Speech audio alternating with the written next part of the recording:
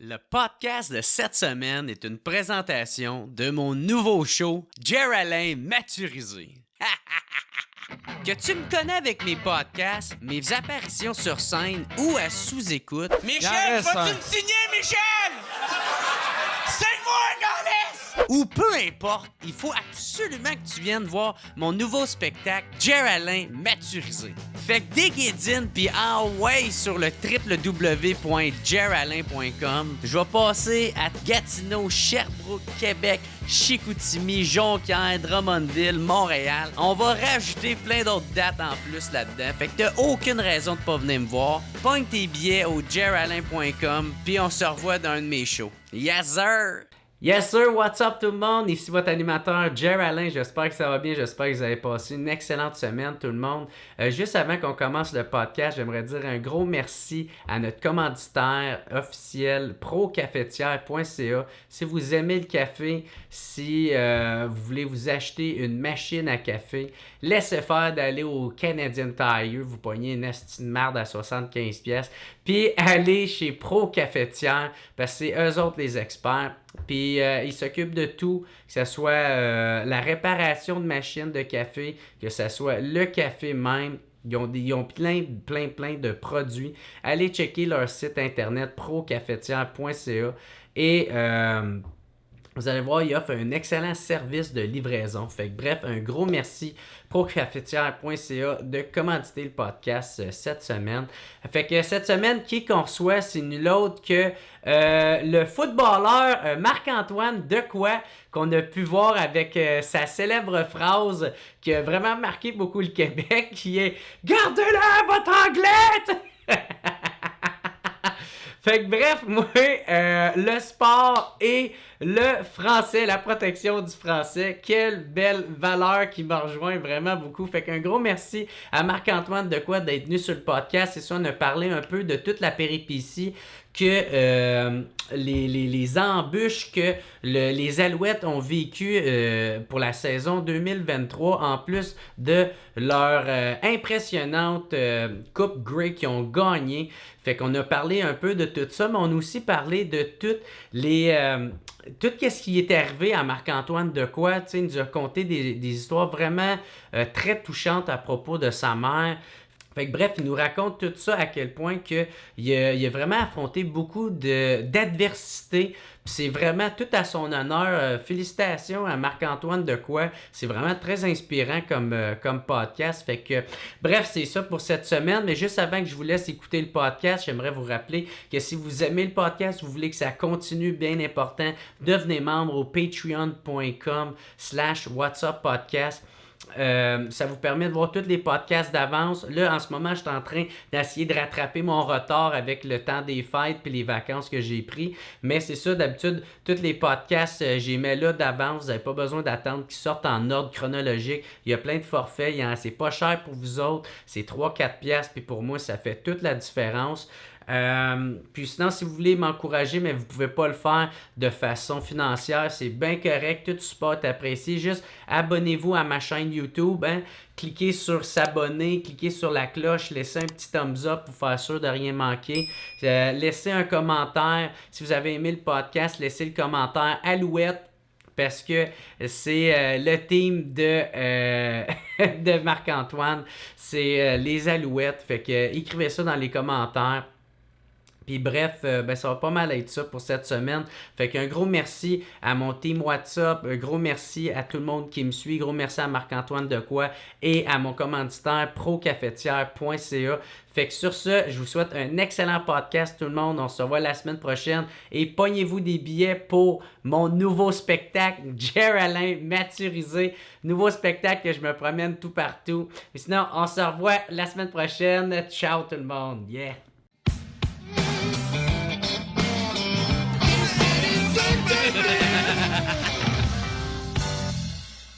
Fait que what's up tout le monde, bienvenue au What's Up Podcast. Avant de commencer le podcast, j'aimerais dire un gros merci à notre commanditaire officiel qui est procafetière.ca. Fait que la référence en café. Mais aujourd'hui, je suis super content de recevoir joueur défensif des Alouettes qui vient de remporter la 110e Coupe Grey. Marc-Antoine Decoy. Salut mon gars! Salut. Merci de m'inviter, c'est super le fun d'être là. Je suis super content, merci beaucoup d'être là. Puis c'est ça, je dois t'avouer que moi, je regarde pas tant le football, j'ai tout le temps aimé le sport, mais j'ai jamais compris les règles. Fait que j'avais un peu de la misère. Mais moi qui est tellement souverainiste, encouragé, local, tout ça, puis là, je voyais que ça allait bien, puis ça faisait une coupe de matchs, on en entendait de plus en plus parler. Puis là, quand j'ai su que vous aviez gagné contre Toronto, là, j'ai comme motivé tous mes chums. « Hey, le dimanche, là, on fait ça, c'est ça qu'on fait, tabarnak! » Fait que vous l'avez regardé en gang, là? Oui, on l'a regardé en gang. Moi, j'étais bien chaud, tabarnak. J'étais en train de finir le 26 onces de vodka. Puis, fait que c'est ça. Puis là, en tout cas, c'était un match.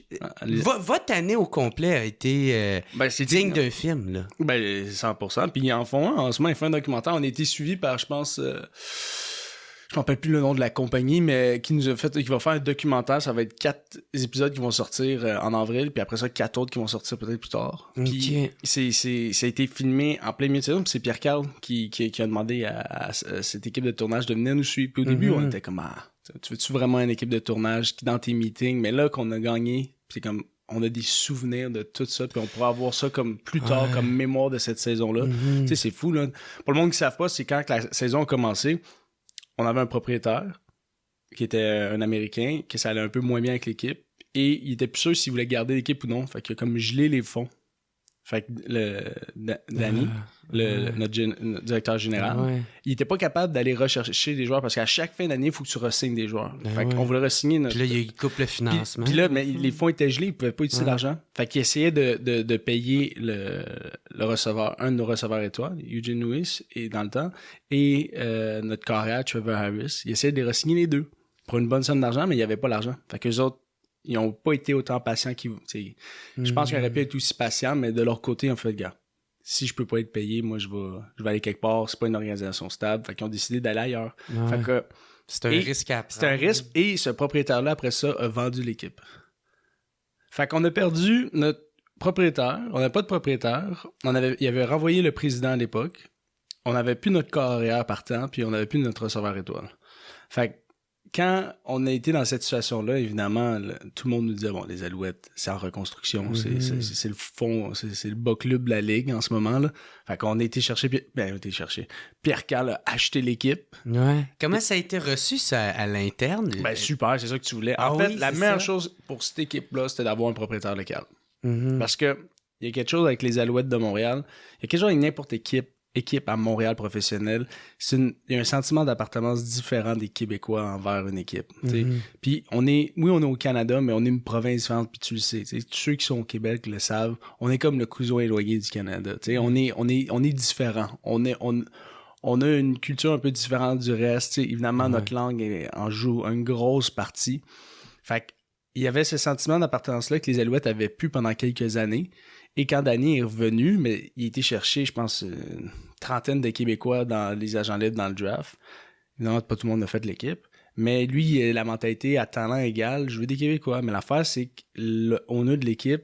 Si lui, il n'a pas cette vision-là, c'est dur après ça de découler. Fait que quand il va chercher un propriétaire comme Pierre-Carl, que lui, il est souverain. que lui, il est pro-Québec... Écoute, ça l'a juste aidé l'équipe au fond. Puis après ça, on a été chercher Jason Moss, que Danny le connaissait. Ça, c'est l'entraîneur. C'est l'entraîneur en chef. Et Cody Fajardo, qui était... Mais c'était deux personnes qui c'était des très bons coachs et joueurs, mais ils étaient à Saskatchewan la saison avant, puis Jason, il était renvoyé. Et Cody, il n'avait pas connu une grosse saison. Les deux ont vraiment pas eu aucun succès à Saskatchewan. Fait que quand ils sont venus ici, c'était comme... Le QB a mal joué, puis le head coach s'est fait renvoyer. Fait que quand on a tout s'est découlé, puis on avait notre équipe finale. Fait que vous aviez tout contre vous, là. Tout était contre nous. Feuille. Sur feuille. Mais ça, disons, nous, au sein de l'équipe, moi, je suis comme, tu sais, on a quand même un noyau de joueurs qui est bon. Tu sais, on a des bons joueurs. On a été chercher des gros joueurs durant la saison, comme Sean Lemon et Darnell Sankey. C'est le numéro 1, puis l'autre, c'est le numéro 0, pour ceux qui savent pas les noms exacts. Mais c'est des joueurs défensifs, puis on a eu des recrues receveurs qui ont sorti Austin Mack et Philpott qui était là l'année passée, mais lui qui a fait la passe de toucher. C'est lui qui a donné la victoire. Donné la victoire. Fait tu sais, il y a des joueurs qui ont vraiment genre pris le spotlight puis qui ont sorti puis qui sont devenus vraiment forts. Mais en début d'année, quand tu sais pas, t'as jamais vu ton équipe, puis t'as cette situation-là de propriétaire de changement, de renvoiement, de fonds bloqués. Tu sais, on est comme... Je pense que c'est Pierre Vercheval. On a une ligue à 9 équipes, il dit on était classé 10e. Ah ouais. Dans le sens que, tu sais. Vous étiez à moins 1. On était vraiment mis en dernier par tout le monde. Puis pour nous, c'était comme, OK, parfait. Puis c'était comme un peu ce chip on the shoulder, l'expression, tu sais, avoir un peu ce poids sur les épaules-là, de dire, OK, vous croyez pas en nous. Mm-hmm. Puis ça a été un peu le motto de cette saison-ci. Puis notre saison était comme, écoute, c'était, comme tu dis, c'était un peu une montagne russe. On avait une série de 4 victoires, pour ça 4 défaites, pour ça 3 victoires, pour ça une autre 4 défaites. Tu sais, c'était comme, on était capable, dans le fond, dans le classement, on a battu, nous on était classés 4e, puis on a battu tout le reste des équipes.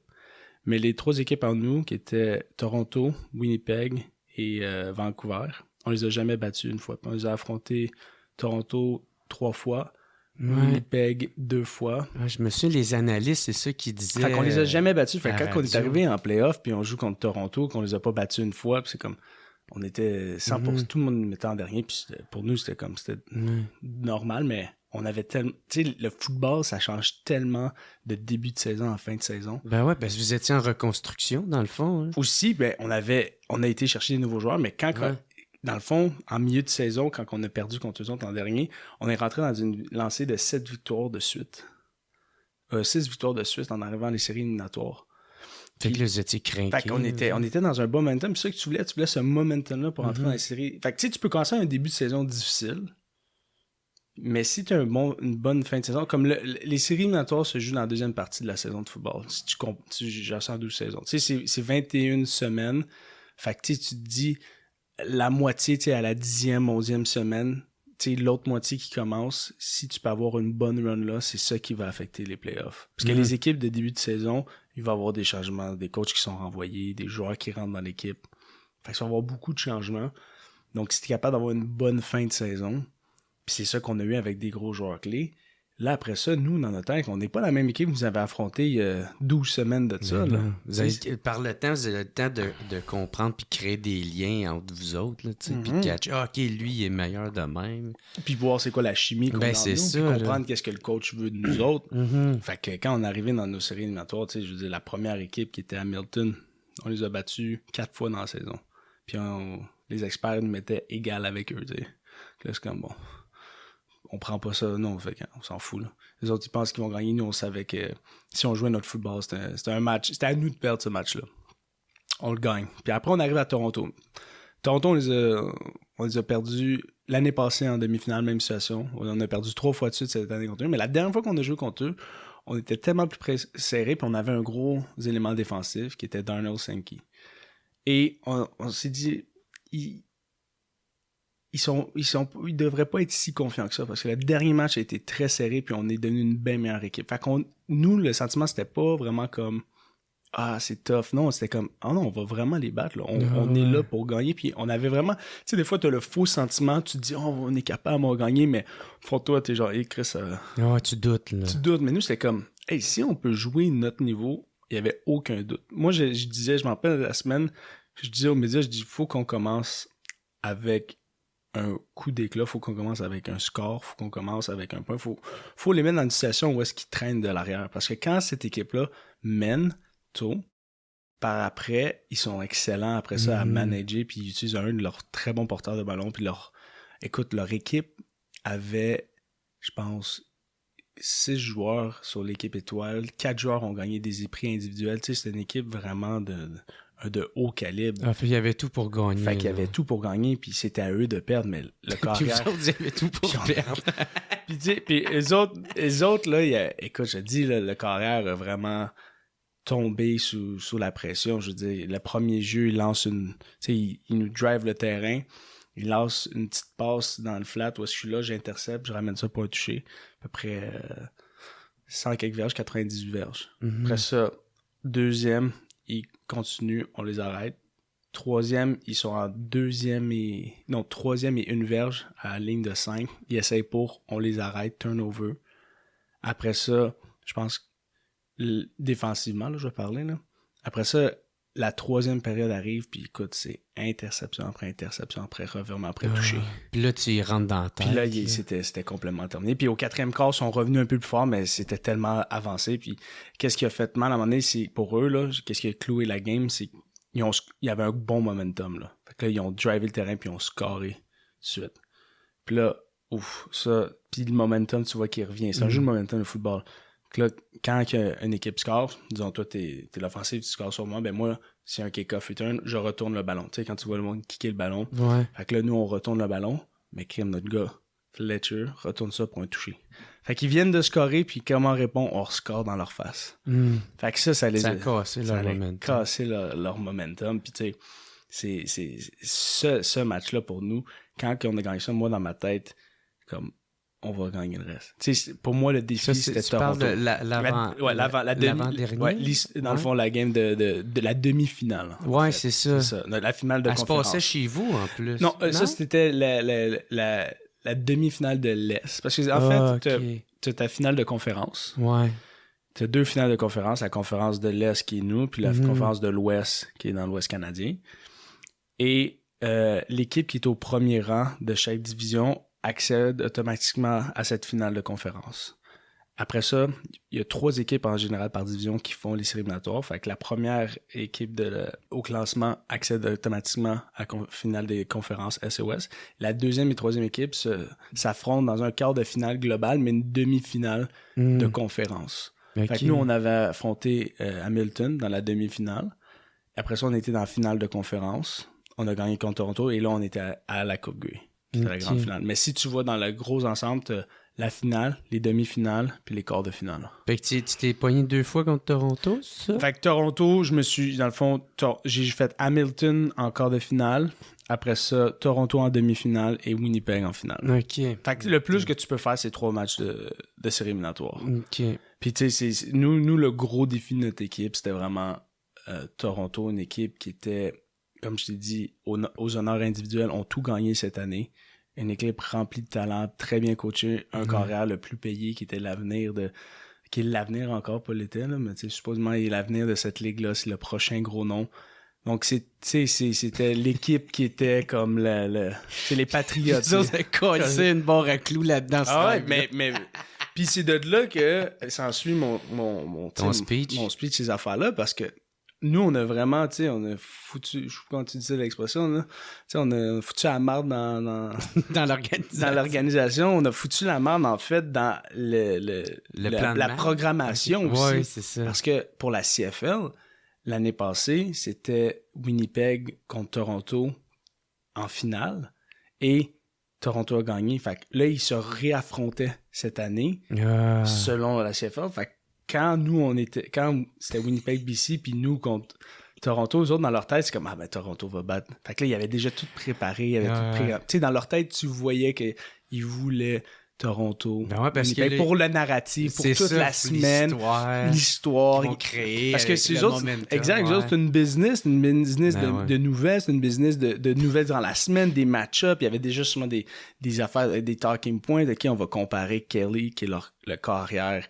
de Toronto, contre Collaros, qui est le carrière de Winnipeg. Fait que il y avait déjà toutes des stats, tout de fait. Fait que quand on est arrivé, tu vois que direct dans les roues, bâton dans les roues, puis ça a foutu le chien. Puis j'ai dit dans mon fameux speech, quand je dis quand tu mets le guide TSN, c'est écrit Winnipeg comme Toronto.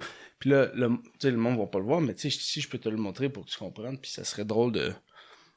C'est ça, vous avez utilisé ça comme motivation. Ben oui. Puis ça, c'est 2 jours avant la grande finale. Puis si tu regardes le guide de TSN, 2023 Coupe Grey, Winnipeg contre Toronto.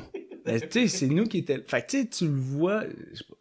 Tu me l'enverras, je vais la mettre à l'écran que le monde... Sinon, c'est vrai, ils verront jamais. Ils verront jamais, mais tu sais, sur le guide TSN, fait que tout ça, tu le vois, nous, c'était comme... OK. ils croient pas en nous, puis ils ne veulent pas là. Puis comment que ça a été perçu que quand vous avez gagné, parce que là, vous avez pas juste crissé un bâton dans les roues là-dedans, vous l'avez carrément pris, là, tu sais, c'est vous autres les victorieux, puis... Ben écoute, je veux dire... Sont-tu contents, la CFL? Je sais pas, j'ai pas de feedback de ça, tu sais, nous, on gagne, on lève le trophée, puis après ça, on s'en retourne au Québec, puis on fête avec tout le monde, fait que... Tu sais, je veux dire... Il n'y a pas de félicitations de la Ligue ou... Ah oui, la Ligue te félicite sur les réseaux sociaux, le commissaire te donne le trophée, mais tu sais, t'as pas tout le staff qui vient te serrer la main, là, je veux dire, eux autres... Ils peuvent pas prendre un parti pris en réalité. Fait que même si Toronto gagne contre nous, puis après ça, c'est leur finale, puis c'est Winnipeg qui gagne, techniquement, ils peuvent pas prendre un parti pris. Puis tu sais, les commissaires puis la Ligue parlent pas aux joueurs, ça serait un peu comme... fait qu'ils parlent peut-être... C'est ça, fait que peut-être ils vont parler au directeur général, mais nous, en tant que joueurs, tu sais, on n'a pas de contact avec la Ligue, vraiment. Ils vous ont félicité? Oui, sur les réseaux sociaux. Oh. En français? Je pense que... Il y a quelqu'un qui me dit ça. Il dit, le compte français de la CFL, ça l'a pris genre 48 heures avant de faire un post que vous avez gagné. Ah ouais, il fallait qu'il traduise. C'est ça.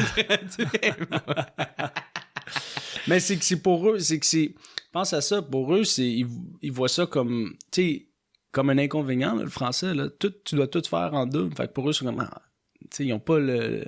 Oui, ils vont dire qu'ils veulent le faire, mais au final, c'est... Ouais, c'est juste plus pour un paraître, pour bien paraître. C'est juste... Oublie le français, là. Juste question de logistique, là. Disons que je te dis tu fasses un texte, puis tu le traduises, puis tu le mets en une autre langue. Tout, qu'est-ce que tu fais? Mm-hmm. C'est plus de travail que juste faire un texte. Ouais. Tu sais, fait que c'est... En même temps, je trouve que c'est un peu lâche, parce que tu sais, le nombre de personnes qui sont bilingues, parfaitement bilingues. Puis c'est pas... Bon, mais il y en a beaucoup de bilingues, puis il y a des mondes dans l'organisation que je connais que c'est important pour eux, la langue française. Oui, j'espère. Mais tu sais, ceux qui prennent les décisions, des fois, ça... Eux autres, ils voient ça en double, imprimé 2 fois. Mais des fois, c'est juste quand t'es pas quelqu'un du Québec ou t'es juste pas quelqu'un francophone. Puis juste pour la faire, là, le français, là, c'est pas juste au Québec. Là. Il y a des communautés francophones partout à travers le Canada. Là. Fait, même si les Alouettes sont pas là, puis t'as une communauté francophone à Winnipeg là, qui veut écouter le match. Ouais. Je veux dire, il y a cette représentation-là française partout. Puis pour eux, eux, ils le voient pas. T'sais, nous, on parle en français, fait qu'on le voit. Mais eux autres, ils vont mettre un Cup Grey, puis le reste, c'est tout Grey Cup partout. On a fait notre job, tu sais. Fait que je pense qu'il y a un peu d'enseignement à faire. Puis ça va te changer aucune idée. Yeah. Ça, le temps va le dire, mais c'est la réalité du sport, je pense, avec... juste là, tu sais, le hockey aussi, il y a du monde qui me disait ça, que comment c'était aussi le français au hockey, c'est encore beaucoup plus tough que où est-ce qu'on est. Là. Les autres, c'est comme des fois, les Frenchies se font critiquer de parler en français dans le vestiaire. Il y a j'ai entendu d'histoires que genre j'étais banni. Ouais, je l'ai déjà entendu. Ou tu sais, ma tante, il avait m'amené un coach qui parlait pas français. Puis ça avait fait de la marde, là.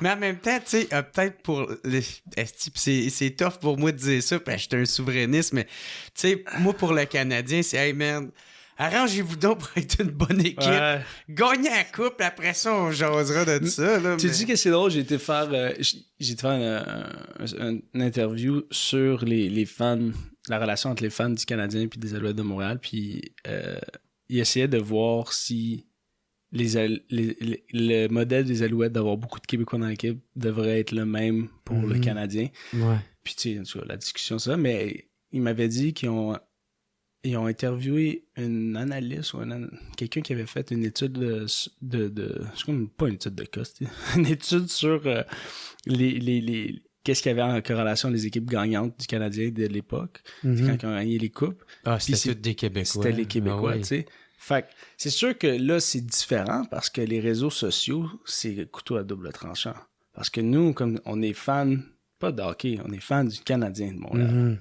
Puis on parle du Canadien, mais quand ça va mal, puis si c'est un petit Québécois d'ici, et que Jonathan Drouin, tu sais, ça a été difficile dans le Nestifi, là. Ben oui. Fait que, tu sais, c'est... là juste Montembeau, tabarnak, on est content de l'avoir, mais faut qu'il performe. Mais c'est ça, fait qu'on est tellement critique envers nos propres joueurs d'ici que pour eux, c'est comme double tranchant, tu sais. Fait que c'est l'étude, comme je l'ai trouvé intéressante, mais je me dis c'était fait dans les années qu'il n'y avait pas réseau. Parce que, disons, là, toi et moi, là, on va parler puis on va chier sur le Canadien.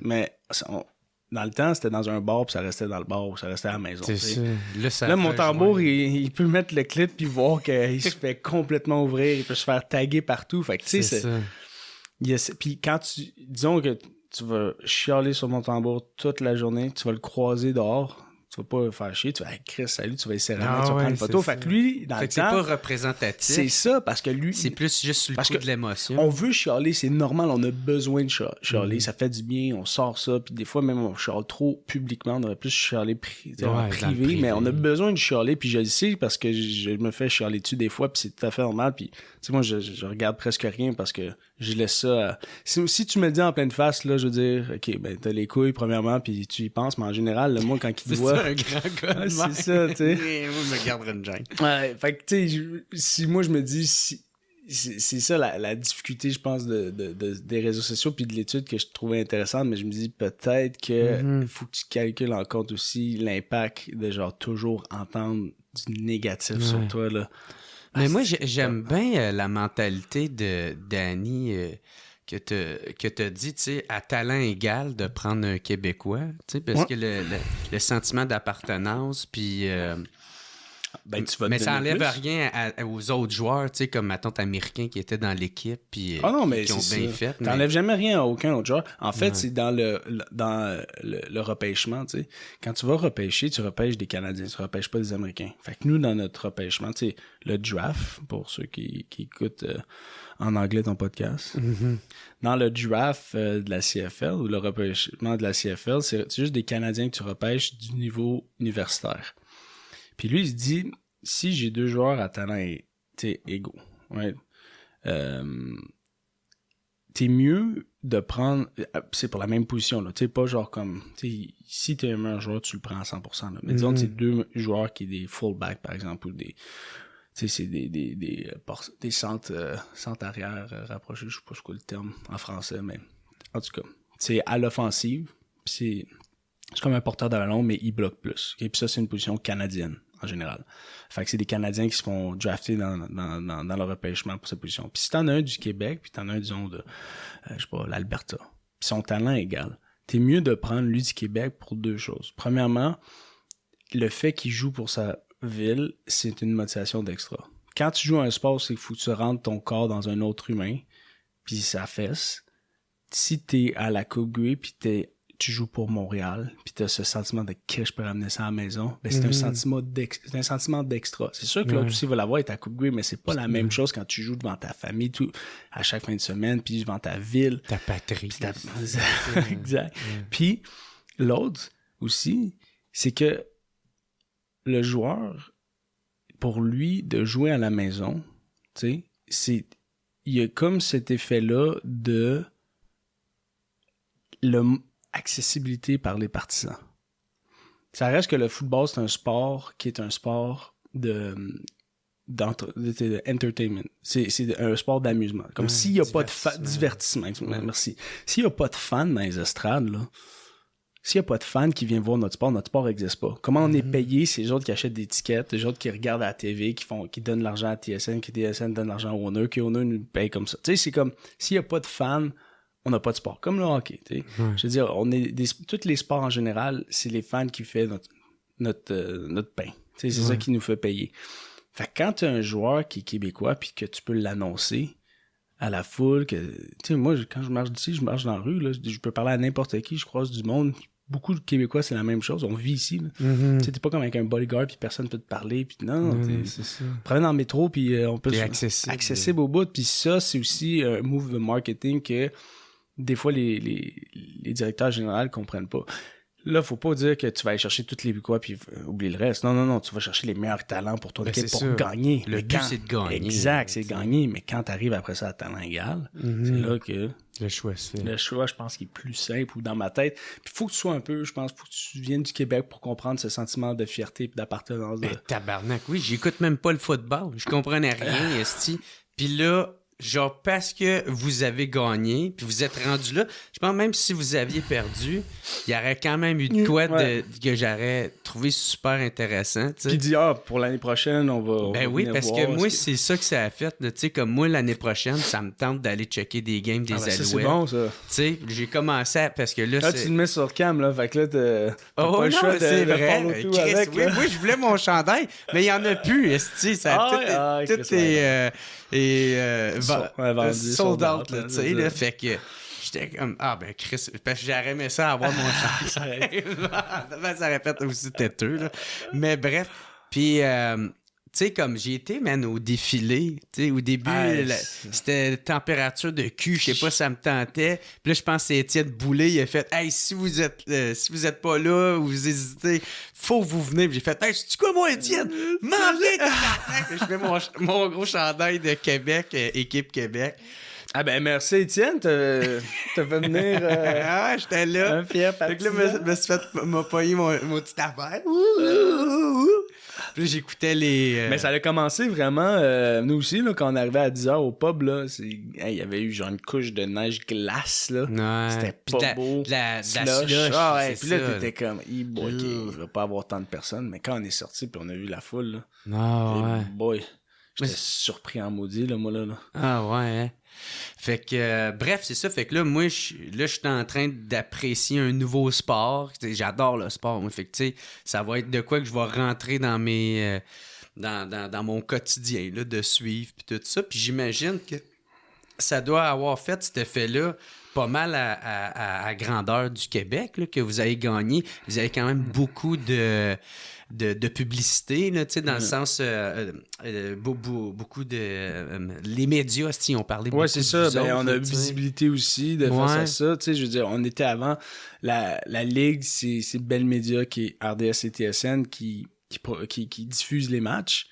Mais avoir Pierre Carl qui en même temps propriétaire en partie de Québécois, TVA Sport, le Journal de Montréal, tu sais, je veux dire, fait que t'as la machine Québécois qui nous pousse aussi, fait que là, nous, niveau nouvelles, on était poussés des deux côtés également, et on l'a vu, moi, avant les articles, je veux dire, c'était toujours les mêmes articles qu'on avait, puis là, avec Pierre Carl qui a racheté là, tous les articles de Québécois qui nous poussent aussi, fait que, tu sais, t'as ces médias-là qui font partie maintenant, puis ça l'aide aussi, tu sais, plus que les médias parlent de quelque chose, plus que le monde, à un certain point aussi, vont s'intéresser. C'est comme c'est à même côté. C'est sûr que s'il n'y a pas d'intérêt, le monde ne va pas en parler. Tu sais, je dis, il n'y a pas de code d'écoute. Mais en même temps, si aussi tu forces une discussion, des fois, tu vas en créer des fans face à ça. Fait que c'est comme une balance là-dedans. Mais, tu sais, moi, nous, on l'a vu énormément, les médias, comment ça l'a poussé. Mais là, en ce moment, c'est un autre niveau, là.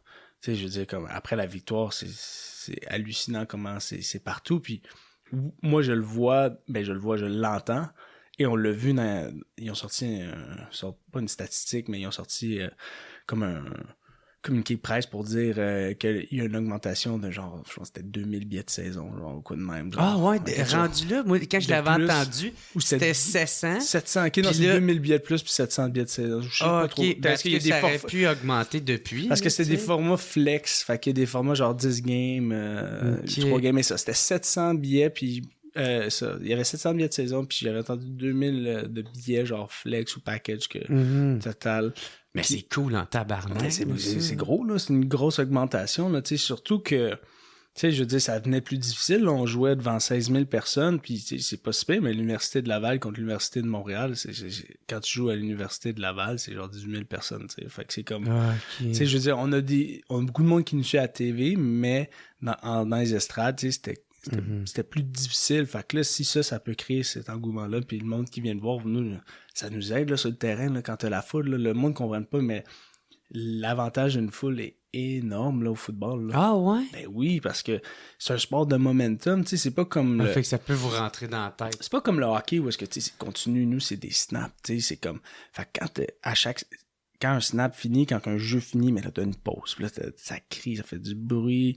Puis là, faut que tu prennes le jeu. Tu sais, ça casse le moment. Fait que, tu sais, si t'as une bonne drive, puis ça va bien, puis là, t'es dans tes affaires, mais c'est comme la foule embarque là-dedans, puis ça crie, puis ça fait du bruit. Puis là, tu sais, cette énergie-là, ça te soulève. Tu sais, puis tu te sens comme si t'es invincible à un certain point.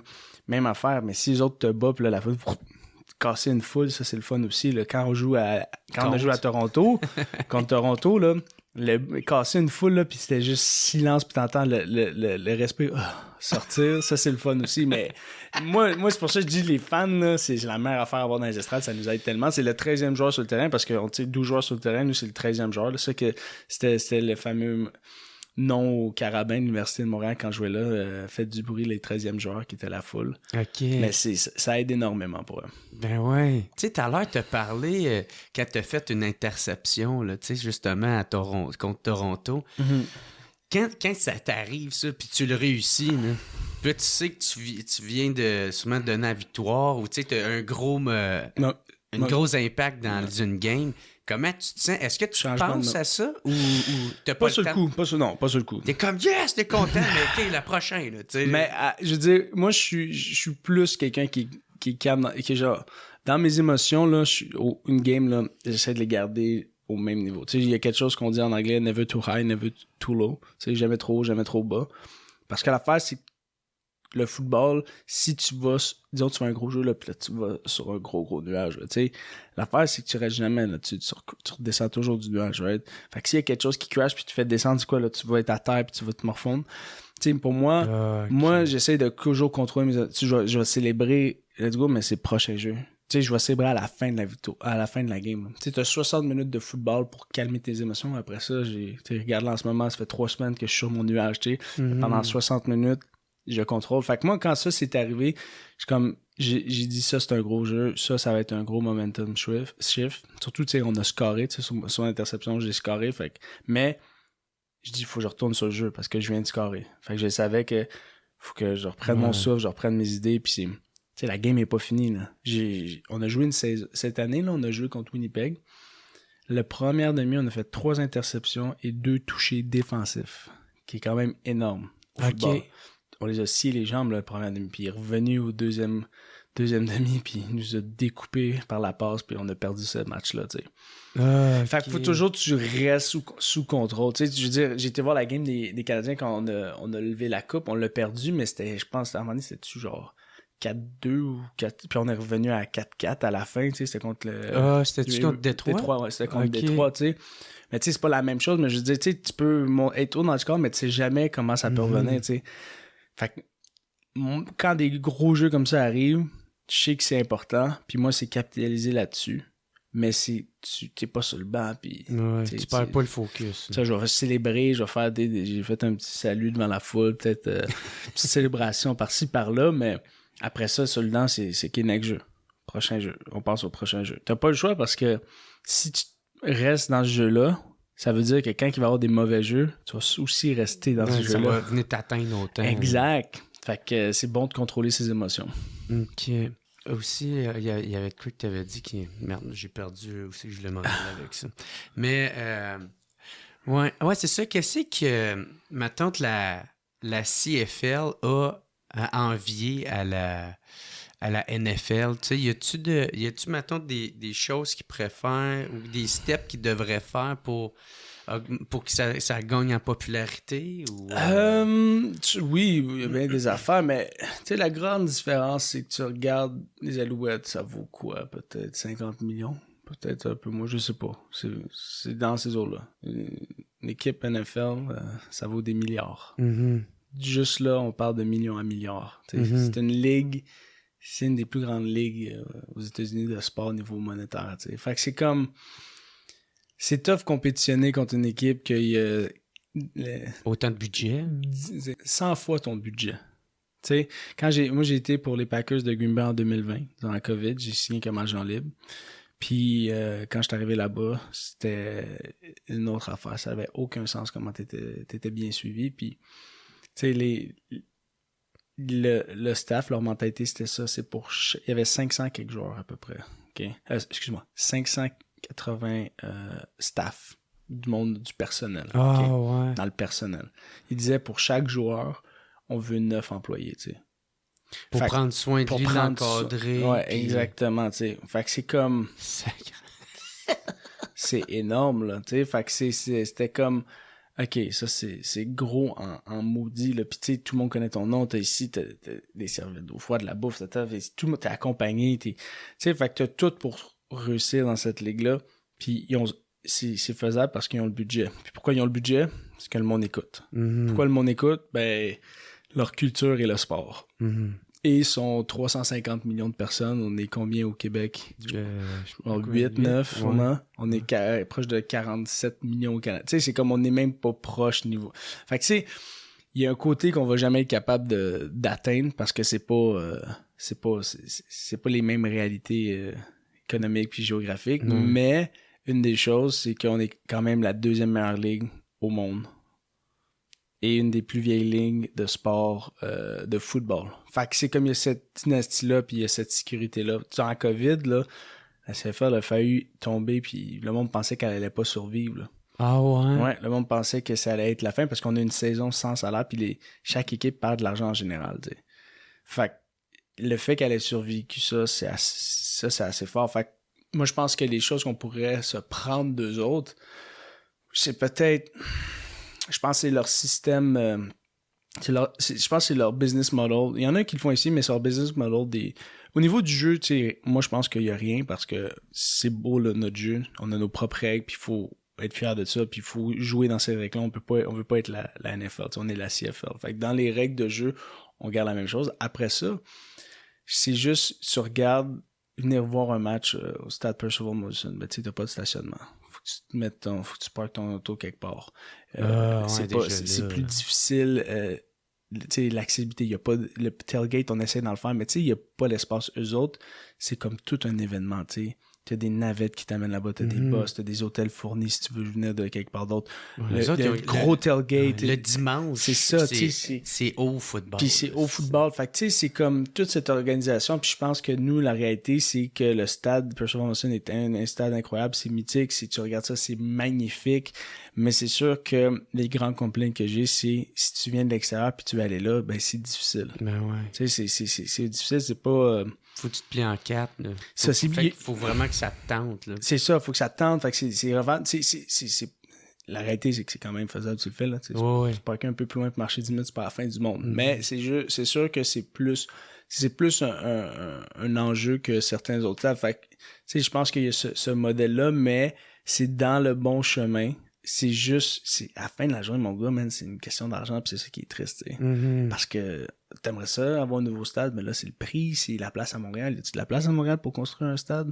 Là, peut-être pas. Là, il y avait le baseball qui voulait revenir. Denis voulait ramener le baseball. Là, il y avait une discussion, OK, les Alouettes ont fait-tu le même stade? Mais tu sais, c'est tellement c'est sur des années que... Des projets de 10 ans que je verrais peut-être pas, moi, en tant que joueur.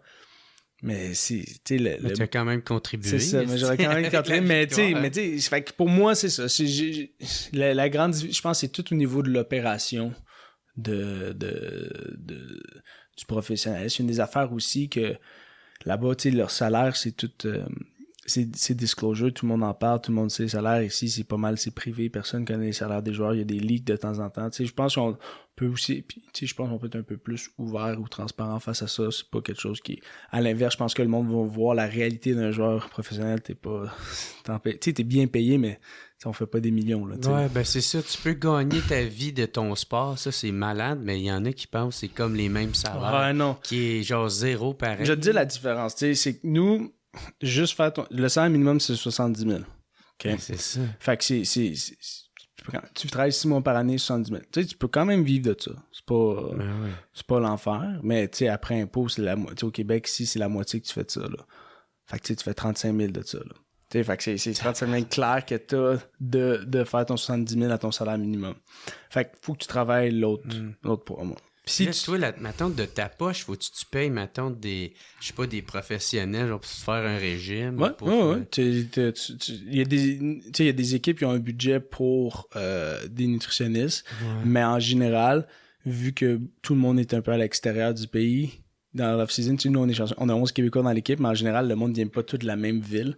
Tout le monde retourne chez eux. C'est tough d'avoir quelqu'un qui tient en contact avec tout le monde. T'sais, disons que moi, je suis un Américain qui vient de l'Arizona, puis j'ai mon entraîneur depuis mon enfance, puis j'ai un nutritionniste, puis là, j'arrive ici, puis j'en ai un, puis je suis comme, j'ai déjà mes gars. Fait que là, tu payes pour un nutritionniste que peut-être 5 gars vont utiliser. Fait que, niveau des coûts, c'est pas tout à fait envisageable. Fait que, tu sais, tout là, comparé à la NFL, que t'as genre 9 personnes pour t'entourer. T'as le nutritionniste, t'as tout ce que tu veux, fourni des docteurs à temps plein là-dessus, toutes les équipes de physio. Ouais, c'est la grande différence, mais ça, on n'a pas. Tu payes de tes poches. Tu sais, moi, durant l'off-season, si je vais me faire masser, si je vais, tu sais, des traitements, si je paye de mes poches et les traitements par l'organisation qui en est fourni, mais si tu vis pas à Montréal, ben faudra que tu payes de tes poches, tu sais. Fait que tout est fourni durant les 6 mois que tu travailles là. L'autre 6 mois, je veux dire, c'est on your dime, comme on dit. C'est tout, ça sort de tes poches. Fait que, y en a-tu qui doit travailler? Oui, il y en a qui faut qu'ils travaillent. Je dirais que la grande majorité, plus que la moitié évidemment, mais je peux pas te donner un pourcentage, doit travailler durant la saison morte. C'est ça. Parce que l'affaire, c'est que, disons là, c'est assez d'argent pour vivre, c'est aucun problème. Le problème, la différence, je devrais dire, c'est que quand tu prends ta retraite, faut que tu travailles tout de suite après. T'as pas le choix. C'est pas comme la NFL où si tu prends ta retraite, ben t'as accumulé des millions. C'est ça, t'as mis ça. Fait que tu peux. Exact. Fait que tu peux partir des petits projets. Si t'as bien géré ton argent. T'as pas fait le fou. T'es correct. À moins, c'est sûr que si tu fais des millions, mais tu dépenses 1 million aussi par année, là, t'as plus aucune crise de sang. Si tu gères bien ton argent. Même si tu gères bien ton argent, mec, ça finit, faut que t'aies un job. T'as pas le choix. Fait que c'est pour ça que le diplôme universitaire est pas important ou que tu trouve des contacts pour travailler. Fait que c'est... Dans les communications ou n'importe quoi. C'est ça, communication ou, tu sais, là, je regarde un gars dans notre équipe, il a 37 ans, puis très bon joueur de football, il a fait 13 ans. Je pense qu'il va revenir une 14e année, c'est un gros joueur de football, ligne offensif. Puis, tu sais, ici, dans quelques années, il prend sa retraite. Il va avoir peut-être 40 ans, proche de ça. Tu sais, il y a un diplôme, il y a un bac, mais l'affaire, c'est, disons, son bac, je sais pas, là, c'est un bac en... OK, on va dire en ressources humaines, par exemple. Il y a un bac en ressources humaines. Puis il y a 40 ans. Mais ça fait 14 ans ou 15 ans qu'il n'a pas été dans son domaine. Fait que tu prends-tu un gars... Tu sais, puis fait que là, tu rentres à 40 ans, mais tu as l'expérience d'un gars de 25 ans. C'est ça. Tu sais, c'est quand même un désavantage. Fait que c'est pour ça qu'il y a des joueurs que quand ça fait des années qu'ils jouent dans le football, tu sais, t'as tellement accumulé d'expérience là-dessus que c'est comme si tu restes dans ce domaine-là parce que c'est aussi un talent, c'est ça. Poste, Exact. Fait que tu sais, il y a beaucoup qui viennent coach ou coach par, tu sais, il y a plusieurs équipes de football parce que c'est pas tout le monde qui va faire 13 ans là, ou 10 ans ou 9 ans, tu sais. Fait que c'est ça si tu t'en sors indemne. Si tu t'en, je veux dire, tu t'en sors indemne, mais je veux dire, t'as des douleurs partout évidemment. Là. Ben ouais. Mais c'est ça, c'est une réalité qui est plus difficile, puis qui est le par-après. C'est pour ça que l'université, c'est très important. Puis c'est la différence du hockey aussi, il faut que tu aies à l'université pour le football. T'as pas le choix de passer par le réseau universitaire. C'est pas comme au hockey où est-ce que tu t'en vas... c'est parmi les ligues, le LHJMQ, la Ligue junior majeure du Québec. Elle est pas reliée à l'école, si je ne me trompe pas. Ah, pardon? Elle n'est pas reliée à l'école, si je me trompe pas. Non, c'est vraiment une ligue du Québec. Puis, tu sais, si tu performes très bien là-dedans, puis tu gagnes des coupes, la Coupe Memorial, la Coupe du Président, ben là, tu sais, ça l'aide à ton nom. Puis là, tu sais, eux autres, ils s'arrachent tous les meilleurs joueurs. C'est ça. Fait que, tu sais, à 18 ans, t'as pas été à l'université. Connor Bedard, il a 18 ans, je pense. Puis c'est ça, pas été à l'université, puis c'est rien enlevé à ça, mais c'est juste que eux autres, ils ont le salaire après pour être corrects. Nous, on l'a pas, fait qu'à l'université, puis de s'assurer d'avoir un bac, ou juste un diplôme, tu sais, t'es pas obligé d'avoir un bac, il y a des certificats qui donnent, il y a des mineurs, tu vas aller faire juste une majeure, tu sais, t'es pas obligé juste de faire un bac, mais je veux dire, d'avoir un diplôme dans quelque chose, ça t'aide pour le par après, là. OK. Mais est-ce que la CFL, elle serait pas gagnante d'avoir d'autres équipes, comme plusieurs équipes? Ouais, ben il essaie il y a 9 en ce moment. Ah, 9, c'est ça la joke, on était 10e parce qu'il n'y en a pas 10. Ouais, c'est ça, oui. Fait qu'il y a 9 équipes, puis il essaie en ce moment. Écoute, ça fait des années qu'il essaie qu'est-ce qu'il appelle l'expansion team, tu sais, l'expansion. Il essaie de, tu sais, je veux dire un peu comme les Nordiques qu'on essaie de ramener. Tu sais, nous, il essaie de ramener à Québec. En ce moment, il y a des discussions pour avoir une équipe à Québec. Il y en a un à Halifax depuis. Tu sais, les Maritimes, ils n'ont pas vraiment d'équipe. Ils essaient pour Halifax. Fait que tu sais, il essaie d'augmenter. Puis je pense que ça va être bon pour le sport, mais comme je sais, c'est la même réalité, c'est une question d'argent, de logistique, d'infrastructure, puis je pense que, je sais pas s'ils sont tant... Ils veulent tant ça, parce que si tu veux quelque chose, en général, tu travailles pas, puis on dirait que ça patine un peu en ce moment, l'équipe d'expansion, là, fait que je sais pas ça va aller où, mais moi, je pense que plus, comme, tu sais, les Maritimes n'ont pas de ville, le Québec, il peut avoir 2 équipes au Québec, là, genre, juste à la ville de Québec, là. Puis créer une rivalité. Ben, ça serait parfait. La meilleure chose pour un sport, c'est une rivalité. Ouais. Le football universitaire, là, moi j'ai joué contre l'université de Laval, là, puis le monde à Laval me détestait parce que quand j'étais au Nordique, il y a du monde qui disait jamais j'aurais cru que j'aurais applaudi un carabin. Ok, Mais c'est ça qui est beau, c'est cette rivalité-là qui crée... Parce que s'il y a une rivalité, c'est que tu t'accroches à quelque chose pour haïr autre chose. Ton sentiment d'appartenance. Puis on aime ça, haïr quelque chose. Hein, on ouais. adore ça. Fait que là, on se rêve. Là, tu auras tout le monde de Québec qui aura leur équipe. On a tout le monde de Montréal. Puis on dit, on est merde. Puis là, ça fait des discussions. Puis là, sur les forums, ça écrit. Puis là, sur les réseaux, ça écrit. Puis ça fait juste amener quoi à la fin? Plus de fans. Fait que parfait, la rivalité Québec-Montréal, là, si elle existe. Là. Puis tu sais, on pourra plus dire qu'on est l'équipe du Québec, mais bon. On ferait des jokes d'une autre façon. Mais je pense que ils vont tous te pardonner. Depuis ton speech. Là. Hey, je me suis fait pardonner par bien du monde de Québec. Fait que c'est bien correct. J'espère, man, que tu t'en es fier de ça parce que c'est de quoi que ça a beaucoup été. Ça a beaucoup été cherché du monde. Quand tu t'es rendu compte que. Ben, de un, c'était pas. Préparé, là, ça. Ça, c'était... Ça a sorti tout seul, ce speech-là. Est-ce que tu trouves que ça avait l'air préparé? Non. C'est ça, c'était pas préparé. Non, mais tu sais... Tu me vois comment aller, là. Mais c'est pas l'air d'un gars qui était très préparé quand je parlais, laisse-moi te le dire. Ben, en tout cas, ça avait l'air de venir du cœur, mais tu sais, des fois, je sais pas, quand t'es dans la douche, t'es en train de penser, puis t'es comme si je gagne estime-là lundi. Fait que tu sais, peut-être dans ce format-là, et non genre devant le miroir, puis là, tu répètes un speech, puis c'est pas dans ce sens-là, je dois te dire.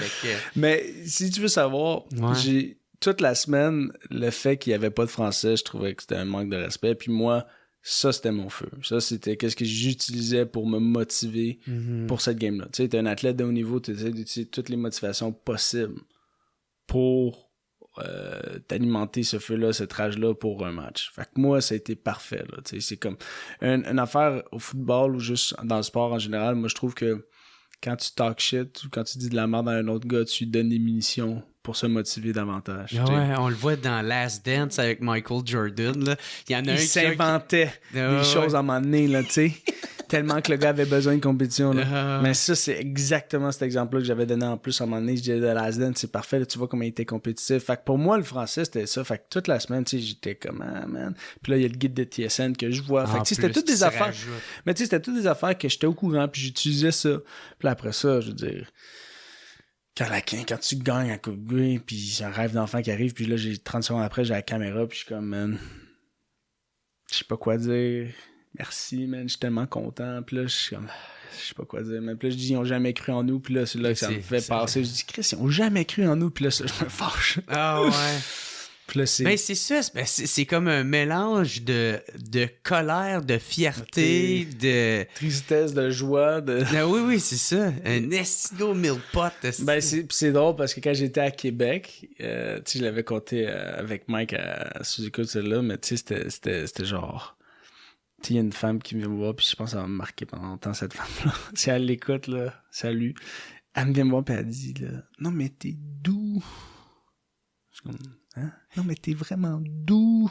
Je suis comme, ok, mais je t'ai vu à la TV, puis je savais pas si je pouvais t'approcher, puis là, tu criais tout, là, je te vois, puis t'es doux. Là, je suis comme, gros. Tu sais, le monde, la première impression, comme moi, s'ils pensent que, genre, je suis, attends, non, quelqu'un, puis tu sais, ceux qui me connaissent savent que, genre, ils ont jamais vu ça de moi, mais tu sais, c'est un moment d'une vie, vivre ça, puis je pense que si t'as jamais fait de sport de haut niveau, tu comprends pas la dédication, l'implication. Les sacrifices. C'est ça, les sacrifices, tout ce que tu dédié au football, fait que c'était juste un moment que genre, hey gars, c'est genre une vague d'émotions qui m'a pris, mais tu sais, Je veux dire, ça me ferait que du monde pense que genre je suis le même tous les jours de ma vie, là. Fucking intense. Fucking intense. Puis là, à un moment donné, tu es en train de conduire, t'es dans le trafic, là, t'es en tabarnak, puis ils vont faire « Hey! Je le savais! Il est tout le temps de même! » Ouais, c'est ça. Puis là, je me fais... Là, c'est ça, tu sais, là, c'est rendu... J'étais avec du monde, puis le gars, il dit comme on va dans le West Island ou peu importe. Puis là, je me fais répondre en anglais, puis là, ils m'ont dit fais attention, il va pogner les nerfs, tu sais. Ouais, là, j'ai plus le droit de dire des mots en anglais. Garde-le ton menu en anglais! Oui, menu français ou anglais? Puis là, c'est ça. Elle devient Hulk, il flippe la table. Ouais, ok. Quand t'as catché que c'était devenu viraux, là, ton... Ah, c'était fou. Tu sais, moi, je dis ça, OK?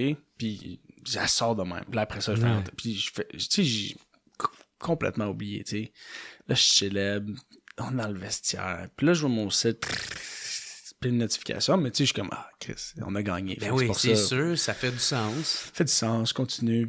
Puis là, après ça, quelqu'un parle, yo, ton speech, man, ça a pogné. Oh, OK, je sais pas. On continue à parler. Je vois sur mon sel, là, je dis, ah, Chris, mon speech, ici, ils l'ont mis. Là, je trouve ça, mais je l'ai pas écouté. Puis après ça, on va dans le boss. On est arrivé à l'hôtel, puis là, je commence à l'écouter. Je veux dire, avant de rentrer là, je commence à l'écouter, puis je suis comme, oh, OK. C'est assorti de même. Là, je dis, oh, Chris, c'est assorti de même. Ah, c'est que c'est bon, ça. Puis là, je le montre au gars dans l'équipe. Genre, hey, check ça, c'est que c'est bon, c'est drôle. Quand on fête, on célèbre tout, puis moi, j'ai pas dormi de la nuit, là, tu sais. Zéro, là. J'ai fait la fête toute la nuit. Faut qu'on soit à l'aéroport à 7h30 à peu près, ou 7h45, parce qu'à 8h, on part. Fait que là, le matin même, zéro dormi. Fait que là, OK, même parce que c'est pas comme l'expression « on n'a rien dormi ». Non. Zéro dormi. Fait que là, t'arrives dans l'avion, mais là, passeur dans l'avion, tu sais. Ouais. Donc là, l'altitude. Puis juste avant, puis là, c'est... Mettre en contexte, je vais un peu trop vite. Là, quand j'arrive dans l'avion le matin, là, je suis comme... Ouais, mon gars de communication, ouais, tu veux-tu faire 98.5? C'était pas l'Arcan, mais il est pas là, c'est Louis Lacroix, je pense, qui fait ça le matin. Fait que là, avec Louis Lacroix, là, j'ai oui, il dit, ah, mais tu sais, je pense que je t'ai cancellé une couple d'interviews, là, parce que là, j'ai beaucoup de demandes pour qu'est-ce que t'as dit. Là, je suis comme, oh, Chris, OK, ça a pogné tant que ça. Mais tu sais, je sais que j'ai dit, mais moi, je suis dans... Ouais, je catch pas encore, tu sais. Mais l'affaire, c'est que les Alouettes catchent pas encore non plus parce qu'ils savent pas.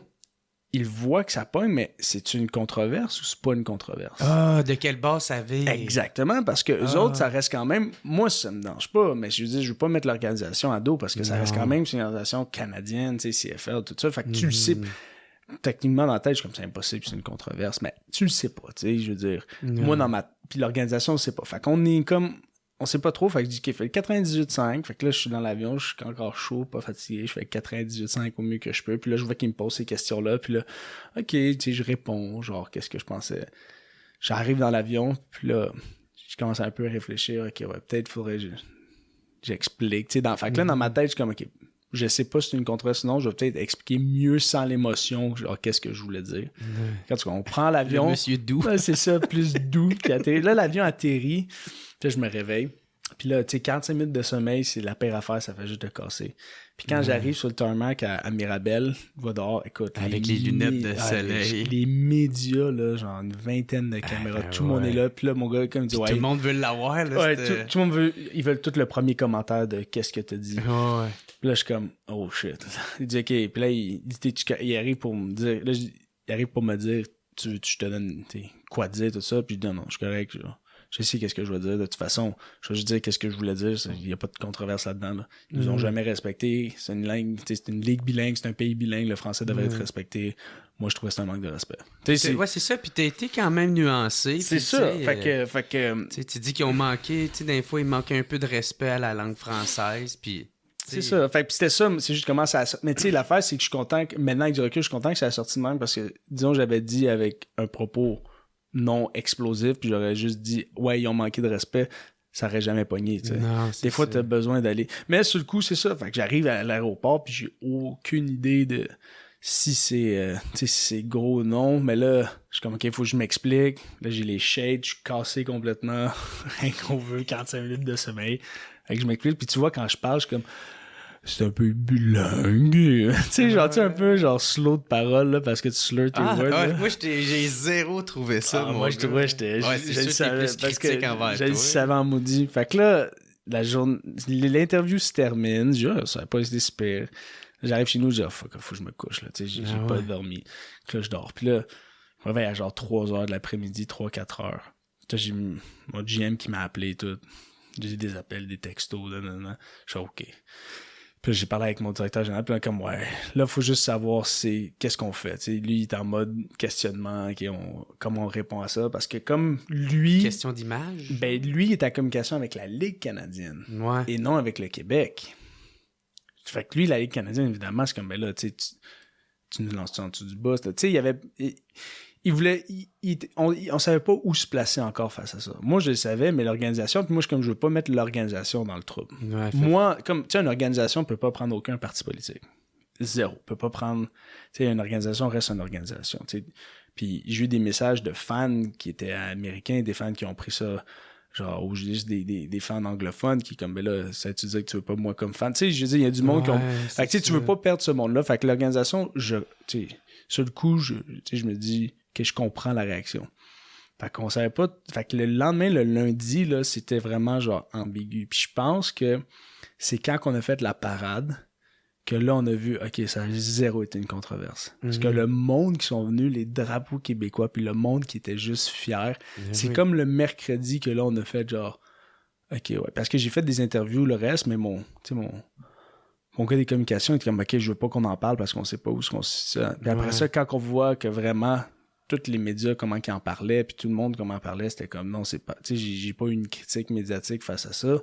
Puis moi, j'avais aucune inquiétude de ce que j'ai dit. Puis si au plus j'en ai, je vais l'assumer. Parce que j'assume à 100%. Mais comme. Juste pas fâcher l'organisation. C'est ça, parce que je représente quand même les adultes de Montréal. Fait que pour moi, je vais prendre le parti que je veux. Je dis, c'est moi-même que. Je veux dire, moi, la langue française, c'est super important pour moi, tu sais. Puis je suis pas le meilleur pour en parler, mais Chris, je veux la protéger, tu sais. Fait que, tu sais. Je dis un peu la même affaire avec la souveraineté. Moi, ça, je peux le dire, là. Mais fait que pour moi, c'est super important, la langue française. Puis, tu sais, je l'ai dit en temps, puis c'est tellement vrai. Je dis, peu importe. Moi, dans le temps, tu sais, peu importe c'est quoi ton parti politique, si t'es au Québec, tu devrais mettre de langue. Pour toi, ça devrait être important pour protéger le français. Tu sais, c'est ça notre culture. Tu sais, je veux dire, tu peux voter la CAQ, les libéraux, tu peux voter le Québec solidaire, tu peux voter conservateur, tu peux voter le PQ. Tu veux dire, le français devrait être important parce que c'est notre histoire, c'est notre héritage. Tu sais, on peut pas perdre ça parce que sinon, on vient juste. Ça vient juste une. Tu sais, on perd qui qu'on est, je trouve. Ouais, notre identité. Notre identité. Fait que moi, c'était ça que. Tu sais, c'est ça que je parlais. Puis ça n'a jamais été vraiment un point politique. C'était juste vraiment que c'était important pour moi. Puis là, après ça, les médias, évidemment, en ont bien parlé. J'ai vu que c'était comme... L'organisation s'est sortie un peu de genre, OK, on est correct. Ouais. Là, à partir de là, ça a été... Mais tu sais, ça a été vraiment 3 jours de comme... Moi, je suis comme, je veux pas mettre l'organisation dans la merde. Les autres, ils savent pas non plus comment gérer ça. Mais ça c'est vraiment... Tu t'es-tu excusé, finalement, ou non? Mais non, mais ça, c'est drôle. Écoute... Parce qu'il y en a qui a dit il aurait pas dû... Mais c'est ça... Mais ça, je t'ai pas entendu ça, là, tu t'es expliqué, mais... Mais c'est ça qui est... Le danger, là, que j'apprends des médias, c'est que tu vas parler avec quelqu'un, puis il va te quoter sans même que tu le saches. Ouais. Puis il n'y a pas de contexte quand tu quotes. Quand j'étais dans le vestiaire... Puis j'ai vu la vidéo, puis après le vestiaire, j'ai vu la vidéo, puis on m'en a parlé. J'étais à parler avec un de mes chums, puis il y avait un gars, Benoît Rioux, qui était du Journal de Montréal, qui a fait un article juste avant, puis non, il est super bon journaliste, mais là-dessus, je trouve qu'il a un peu échappé. Puis je parlais, puis j'ai dit, avec un ton sarcastique, comme ça, j'ai dit, j'ai un peu pété ma coche, my bad. Ouais, ok. Tu sais, dans ce sens-là, qui est comme genre, pas vraiment un my bad, mais tu sais, lui, il a traduit le my bad à je m'excuse. Puis tu sais, c'est pas vraiment ma comme. faute, ouais, c'est pas vraiment genre comme je m'excuse. C'est un ton sarcastique. C'est ça, tu sais, c'est comme genre, j'ai pété ma coche, my bad, tu sais, genre dans ce sens. Mais c'est pas genre comme, je suis désolé d'avoir dit qu'est-ce que j'ai dit, tu sais. Mais, regarde, ça, qu'est-ce que ça l'a fait? Ça l'a fait que d'autres personnes sont ralliées, dit tu devrais jamais t'excuser, puis ils soient fiers de... Fait que, tu sais, dans tous les cas, je dis, rien arrive pour rien, mais je me suis jamais, comme, excusé de qu'est-ce que j'ai dit. Moi, je faisais partie du team de « Y'a pas à s'excuser! Moi, j'ai le bac, tabarnak! Je vais y aller à Christ de parade! » J'ai vu mon chandail. Fait que, mais tu sais, c'est vraiment ça qui est fou. Moi, si je vais te le dire, là, c'est la réaction de qu'est-ce que j'ai dit. Jamais au grand jamais, j'aurais cru que ça allait prendre cette ampleur-là. Là. Ça a pris quelque chose d'autre. Puis je pense que c'est drôle que tu t'as René Lévesque derrière toi, puis c'est comme les mimes, c'est ça, Ferrado, puis t'as les mimes de genre René Lévesque qui se lève de sa tombe. J'ai vu ben de mimes de moi là qui sont excellents, mais tu sais, c'est comme, je pense que c'est plus le fait il y a jamais, tu sais, on a toujours eu cette fierté-là de notre langue française, puis je pense que c'est juste... Mais aussi qu'on n'est jamais mort, tu sais, on n'a jamais été assimilé, parce que c'est ça, tu sais, le Canada, il a tout le temps voulu nous assimiler, puis ça n'a jamais marché, tu sais, fait que il y a cette fierté-là qui vient avec ça, on a gardé notre langue, notre culture, tu sais, on est un micro star system entre nous autres, tu sais. Puis je pense que ça a juste réveillé comme cette fierté-là, ben tu sais, ça a pris vraiment un ampère plus gros que moi, puis une des affaires, c'est drôle, tu sais, je me fais poser pour la politique, puis je suis comme jamais je vais aller faire de la politique. Ah ouais? Jamais. Ah non, puis je déçois du monde quand je dis ça, là. J'ai du monde. Ah non, il y a du scam, là, eux non, autres, pas du. Je pense qui sont déçus. Du monde dans le parti politique, peut-être. Ouais, c'est ça. Mais pour moi, c'est comme. Non, je ne ferais pas ça. Je veux dire, la beauté du sport, à part ce moment-là, mais en général, le sport n'a aucune politique reliée à ça. C'est quelque chose que tu peux aller devant ton divan, tu t'assois, tu regardes la TV, puis c'est comme peu importe qu'est-ce qui se passe, t'encourages l'équipe ou t'encourages pas l'équipe. T'sais. Mais là, tu dis qu'à un moment donné, quand tu finis de travailler, c'est ça. Là, tu te pognes un job, là, ça pourrait être intéressant. C'est ça. Hein? Tu pourrais être genre ministère des sports et loisirs. Oublie ça, ouais, non. Hey, crime. Chris, il n'y aurait pas meilleur que toi pour savoir comment ça se passe. Non. Mais c'est correct. Ouais, pis c'est ça, pis tu sais, tu t'es quand même fait backer par ben du monde, pis ouais, les mimes, c'est ça que t'as vu. C'était bon, ça. Il y en a même qui t'ont comparé à Maurice Richard, que je trouve c'est gros de dire ça. Mais par exemple, il y a quand même une base de vrai là-dedans, là, tu sais. Mais moi, vu que c'est moi qui l'ai fait, je suis pas la bonne personne pour t'en parler. Tu comprends? Parce que je me vois, moi, je suis pas comme... Genre, je vois pas Maurice Richard. Moi, je me compare pas à ça. Fait que pour moi, je peux pas me positionner là-dessus, parce que moi, je vois juste... C'est un beau compliment, par exemple. Ben, j'apprécie vraiment. Le monde qui dit ça, c'est un énorme compliment, puis merci beaucoup de dire ça, mais je ne penserais pas et je me mettrais pas à la même personne que lui, mais non, les mimes ont été excellents, là. Mes chums m'envoyaient, genre, quand la caissière te dit bonjour, hi, mais tu sais quoi, man? Garde-le, ton anglais! C'est bon. C'est bon quand ça dit vu-tu un menu en anglais? Ah ben! Ah ben! Puis des fois, c'est juste genre, tu sais, ils mettent juste la photo quand juste avant que je passe sur mon ranch, je fais comme, man, je sais pas quoi dire, puis je suis comme ça. Puis il y en a qui a juste une photo de moi comme ça, quand elle dit when I'm about to explode, tu sais, genre, même les Anglais ont fait des mimes de moi, tu sais, fait que c'est ça qui était...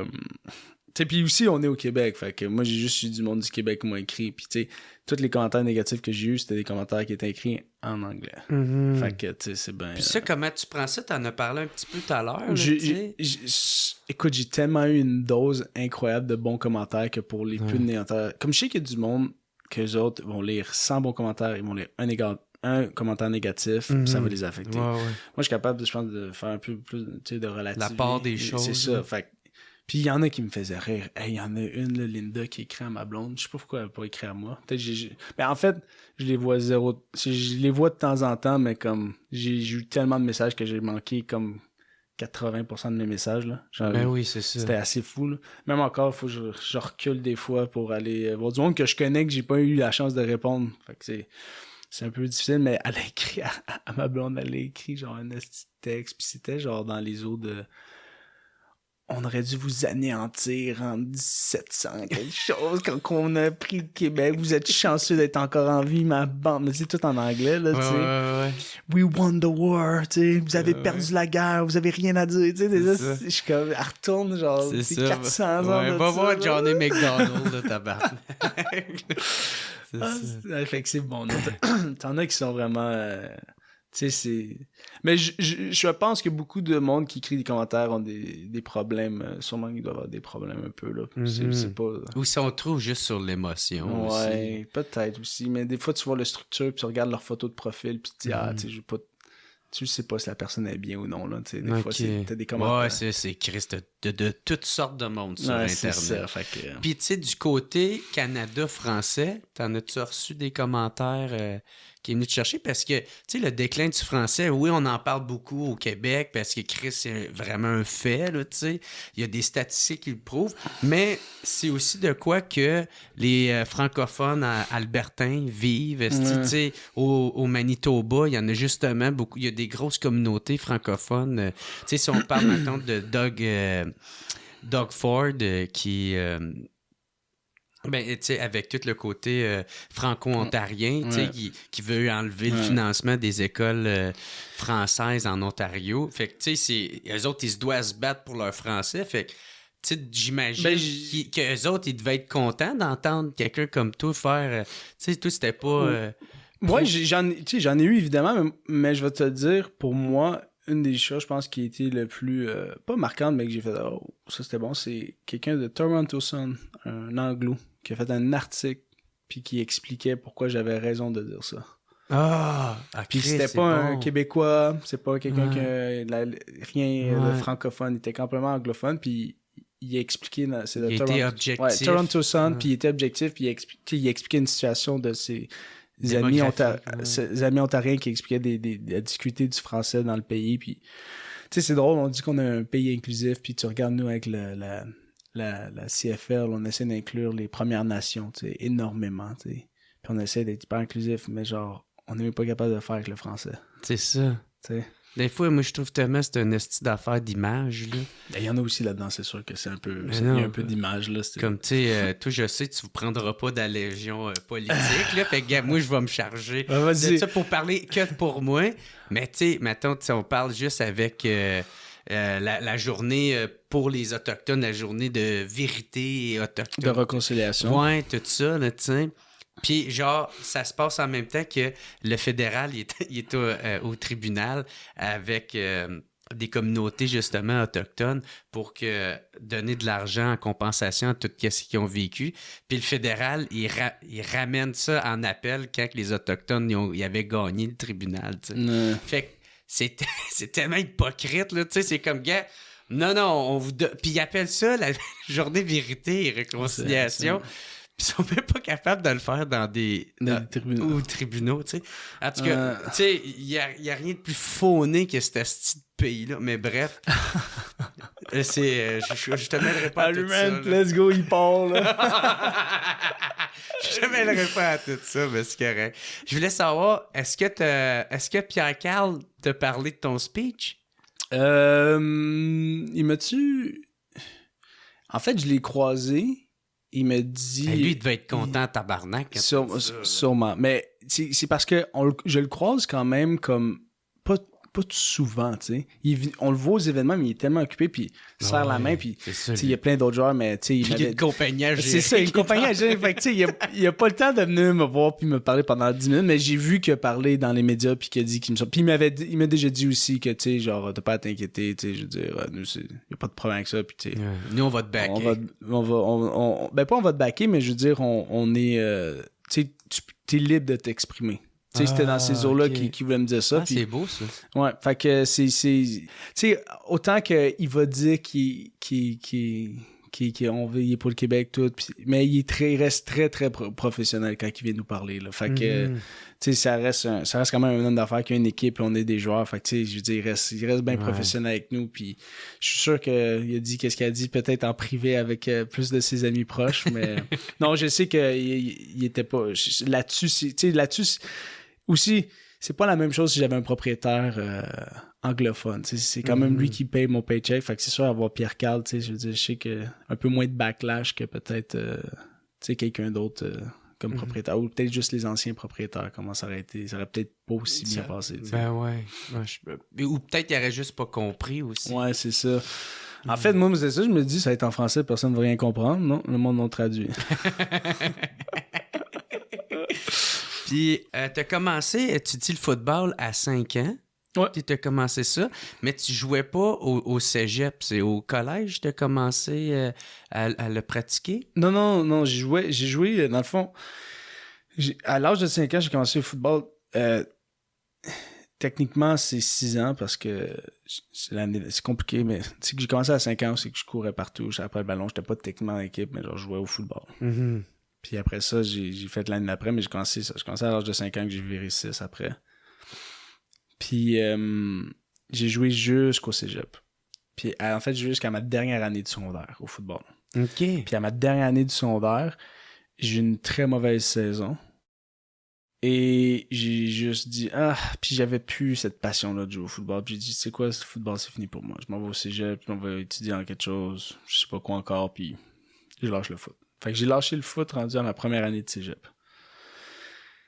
Et cette année off me fait réaliser comme, hey, Chris, que le football me manque. Comme tu sais, des fois, t'es tellement proche de quelque chose, tu fais tout le temps la même affaire que tu t'arrêtes de faire quelque chose. J'imagine, juste pour toi, tu arrêtes de faire des shows d'humour, disons, tu t'es en tournée, puis t'arrêtes d'en faire une, puis là, ça fait 2-3 ans, puis t'es comme, Chris, c'est quoi, je m'ennuie de ça, tu sais. Ça me manque de quoi. Fait que c'est la même chose avec le foot. Je crois qu'il m'en manquait. Cette année off m'a vraiment permis de prendre du recul, puis me réaliser que j'aimais ce sport-là. Fait que là, j'ai été au cégep, puis j'ai été à Montmorency, mais dans l'histoire pourquoi ça dit que j'ai pas joué, c'est que dans les 3 ans que j'étais à Montmorency, j'ai joué 5 games. Ah oui, parce que j'étais blessé, clavicule. C'est ça, tu t'es pété à la clavicule. Deuxième année, puis première année, j'ai joué 5 games. Deuxième année, clavicule cassée, puis troisième année, j'étais trop vieux. Problème d'éligibilité. Fait que tu sais, c'est pour ça que j'ai comme pas vraiment joué au cégep, mais j'avais encore cette flamme-là de vouloir jouer au football. C'est vrai que le corps, c'est ça, pas. Le corps était comme, ouais, non, pas tout de suite. Fait que là, quand je suis arrivé à l'université, à l'université, j'ai dit, là, j'ai eu la carrière que, tu sais, ça a vraiment déclenché ma carrière professionnelle, on va dire.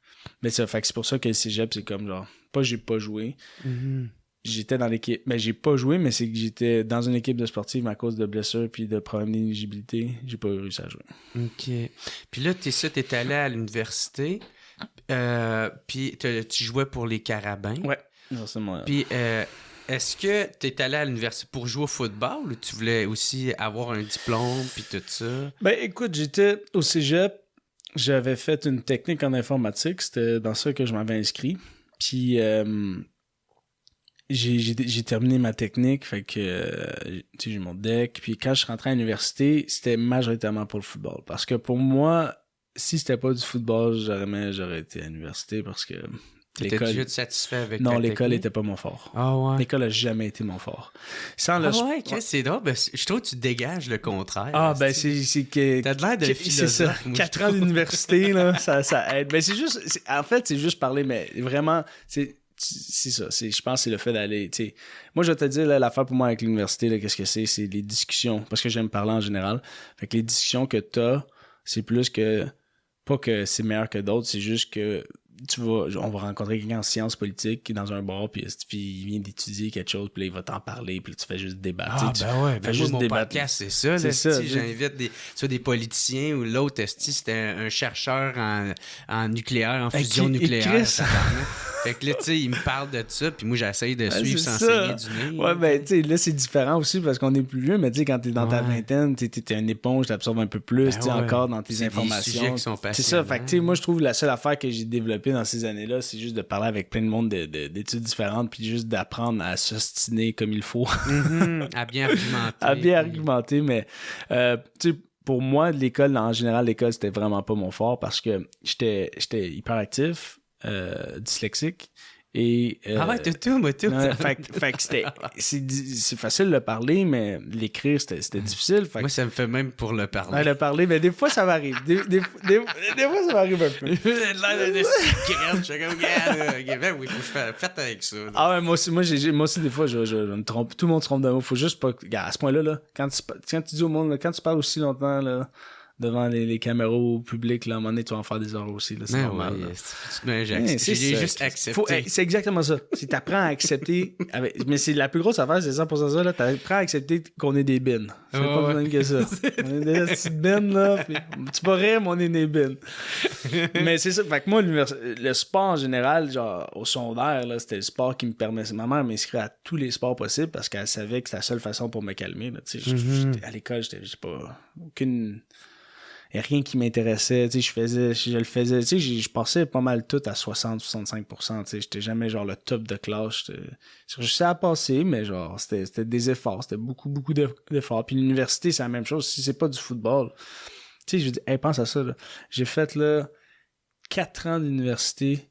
J'ai à peu près proche de 90 crédits, mais vu que j'ai tout, puis un bac, c'est 90 crédits, là. Puis vu que j'ai tout réparti, mes affaires, j'ai juste une mineure en études du jeu vidéo. J'ai pas un bac à l'université. J'ai juste une mineure parce que je faisais quelque chose, puis là, j'allais dans un autre programme, puis là, j'allais dans un autre programme, puis là, j'allais dans un autre programme. Tu sais, j'étais pas capable de trouver quelque chose vraiment... Tu sais, c'est tough de trouver exactement qu'est-ce que tu as essayé d'autres affaires avant le jeu vidéo. D'affaires, ouais, j'ai fait genre... J'ai fait... C'est première année, c'est genre génie en informatique. Après ça, deuxième année, c'est informatique. Après ça, troisième année, c'est études du jeu vidéo. Puis quatrième année, c'est genre je retourne en informatique. Tu sais, c'est comme genre cinéma, ce que je veux dire. Fait que tu sais, je m'éparpillais partout parce que je savais pas qu'est-ce que je voulais faire. Puis moi, c'était le football. Mais au moins, ça m'a permis de rester à l'école puis de faire des cours. Puis peut-être ces cours vont pas m'aider. Puis là, tu sais, j'ai terminé, je vais terminer au moins avec un diplôme, terminer avec mon diplôme en études du jeu vidéo. Mais tu sais, pour moi, je veux dire, la réalité, c'est que faut que je vois ça positivement. Je dis, j'étais là, puis j'essaie de dire aux jeunes d'aller chercher un bac, tu sais, faites pas comme moi, tu sais, c'est sûr que essayez de trouver un domaine puis le faire, mais au moins de pas avoir lâché puis d'avoir resté puis de faire ça, c'est juste de persévérer, tu sais. Mm-hmm. C'est sûr que c'est pas la même réalité maintenant un bac qu'avant, là. Tu sais, je veux dire, je pense que le taux, je disais ça à un moment donné, le taux de graduation de hommes face à femmes diminue de plus en plus. Plus d'hommes qui quittent. Fait que c'est comme... le taux de décrochage. Le décrochage aussi est élevé. Fait que, tu sais, moi, je suis comme, hey, je dis aux jeunes garçons, je dis, hey, si vous avez un sport ou juste n'importe quoi qui vous fait accrocher à l'école, moi, je sais, sans le football, j'allais pas à l'université, là. Fait que c'est comme... Je suis chanceux d'avoir trouvé ce sport-là. Tu sais, fait que tu essaies de trouver quelque chose, mais en même temps, tu veux pas enlever un jeune de jouer au hockey, tu sais. Mais non. Fait que c'est... Mais un empêche pas l'autre, non. C'est ça, un empêche pas l'autre, mais si t'es talentueux, ben, tu vas peut-être pas y aller, tu sais. Fait que il y a un balance entre les deux à trouver, là. OK. Puis, quand t'étais pour les Carabins, ben, t'as gagné meilleur joueur défensif. Du RSEQ, ouais. Ah ouais. Puis ça, comment tu prends ça? C'était le fun, c'est un honneur individuel, c'était dans mes premiers. Mais j'ai jamais été... Je pense que c'est comment mes parents m'ont élevé. Parce que, I guess, j'ai jamais été un grand fan des honneurs individuels. Je pense que c'est... Vu que j'ai toujours fait des sports d'équipe, genre comme là, cette année, tu sais, j'ai gagné quand même j'ai gagné meilleur joueur canadien de ma conférence. Puis j'étais en nomination pour le meilleur joueur canadien de la Ligue. Puis j'ai gagné meilleur joueur à ma position de la Ligue. Plus le vote pour le CFLPA, ça c'est l'association des joueurs, on vote pour les meilleurs joueurs. Puis je l'ai gagné celle-là, puis le monde m'en parlait, puis j'étais comme... Puis je l'ai vécu, là, j'ai gagné une Coupe Grey, là. Tous ces honneurs individuels-là, là, c'est genre ça, comparé au sentiment de gagner une Coupe Grey, là. Ah ouais. Tu sais, c'est le fun, un honneur individuel, mais tu es toujours reconnaissant parce que, tu te fais reconnaître pour ton talent, puis... Mais c'est rien comparé à genre un championnat, là. Puis je l'ai vécu quand j'étais jeune, puis mes parents m'ont toujours dit l'équipe c'est plus important, puis sois humble face à ça. Puis je pense que j'ai grandi, puis j'ai grandi comme ça, puis je les remercie de m'avoir élevé comme ça, parce que pour moi, c'est les sports d'équipe. Le trophée ultime, c'est le dernier trophée. Lui, tu peux pas voter pour, là. Puis là, je l'ai gagné, puis je te dis, c'est tellement savoureux, là. C'est genre la meilleure chose. C'est meilleur que toutes les honneurs individuels que tu peux avoir, là. Fait que c'est une belle tape dans le dos, mais c'est rien comparé. C'est ça, mais c'est une belle tape, puis tu sais, je veux jamais rien enlever à cet honneur-là, parce qu'il y a du monde que, tu sais, il y a des grandes personnes qui ont gagné cet honneur-là, puis tu veux pas en manquer de respect envers ces honneurs-là, mais pour moi, c'est comme, j'apprécie ça, mais c'est pas ça que je cherche, tu sais. C'est vraiment lever la coupe, faire une parade à Montréal, puis être chômard. Puis t'as été repêché, t'en as parlé brièvement tout à l'heure, mais t'as été repêché par la NFL. Ouais. Par les Green Bay. Les Packers de Green Bay. Mais ça n'a pas duré longtemps. C'est durant la COVID. Ouais, c'est ça. Je me suis fait... En fait, c'est que dans le fond, on était 93 joueurs qui se font signer comme agents libres. Puis eux autres, c'était durant l'année de COVID. Fait que, écoute, tout le monde essayait de trouver une façon de réduire le risque d'infection. Le vaccin n'était pas encore sorti, tu sais. Fait qu'ils essayaient de trouver une façon de réduire le risque d'infection. Fait qu'ils se sont dit, ben, si on descend de 93 joueurs à 80 joueurs, s'il y a moins de joueurs dans l'équipe, il y a moins de risque de propagation. C'est ça, pronom. Ouais. Ça. Tu vois, un autre mot que toi puis moi, le monde dans les commentaires, déjà, c'est douille, avec plein de fautes dedans. C'est ça. Fait que il y avait peur pour ça. Fait qu'il y avait peur pour ça, puis ils ont dit, on va couper 13 personnes. Puis avant même que le camp commence. Puis en général, quand tu signes dans une équipe de 93, ben tu fais le camp au complet, les 4 games pré-saison, puis après t'as les coupeurs. Puis rarement qu'ils coupent du monde parce que t'as besoin de personnes pour faire le camp. T'as besoin de camp body qu'on appelle. Parce que c'est tellement physique le football que t'as besoin de juste de gens pour faire les pratiques. Puis s'il y a des blessures. Fait que tu sais, t'es assuré quand même de faire un camp complet, 4 games pré-saison. Faire des games pré-saison, c'est jouer une game de football. Fait juste pas compter, mais le monde peut te voir jouer, peut voir ton talent, puis t'as des chances par après d'être signé dans une autre équipe. Puis de montrer qu'est-ce que tu sais faire. Exactement. Fait que moi, quand j'ai appris qu'il passait de 93 à 80, j'ai parlé avec mon agent, puis j'ai dit, ouais, pas mal sûr que c'est moi qui sors. Tu sais, je veux dire, j'étais Canadien, j'étais pas connu, j'étais à une position que c'est quand même atypique pour moi, pour ma position d'être là.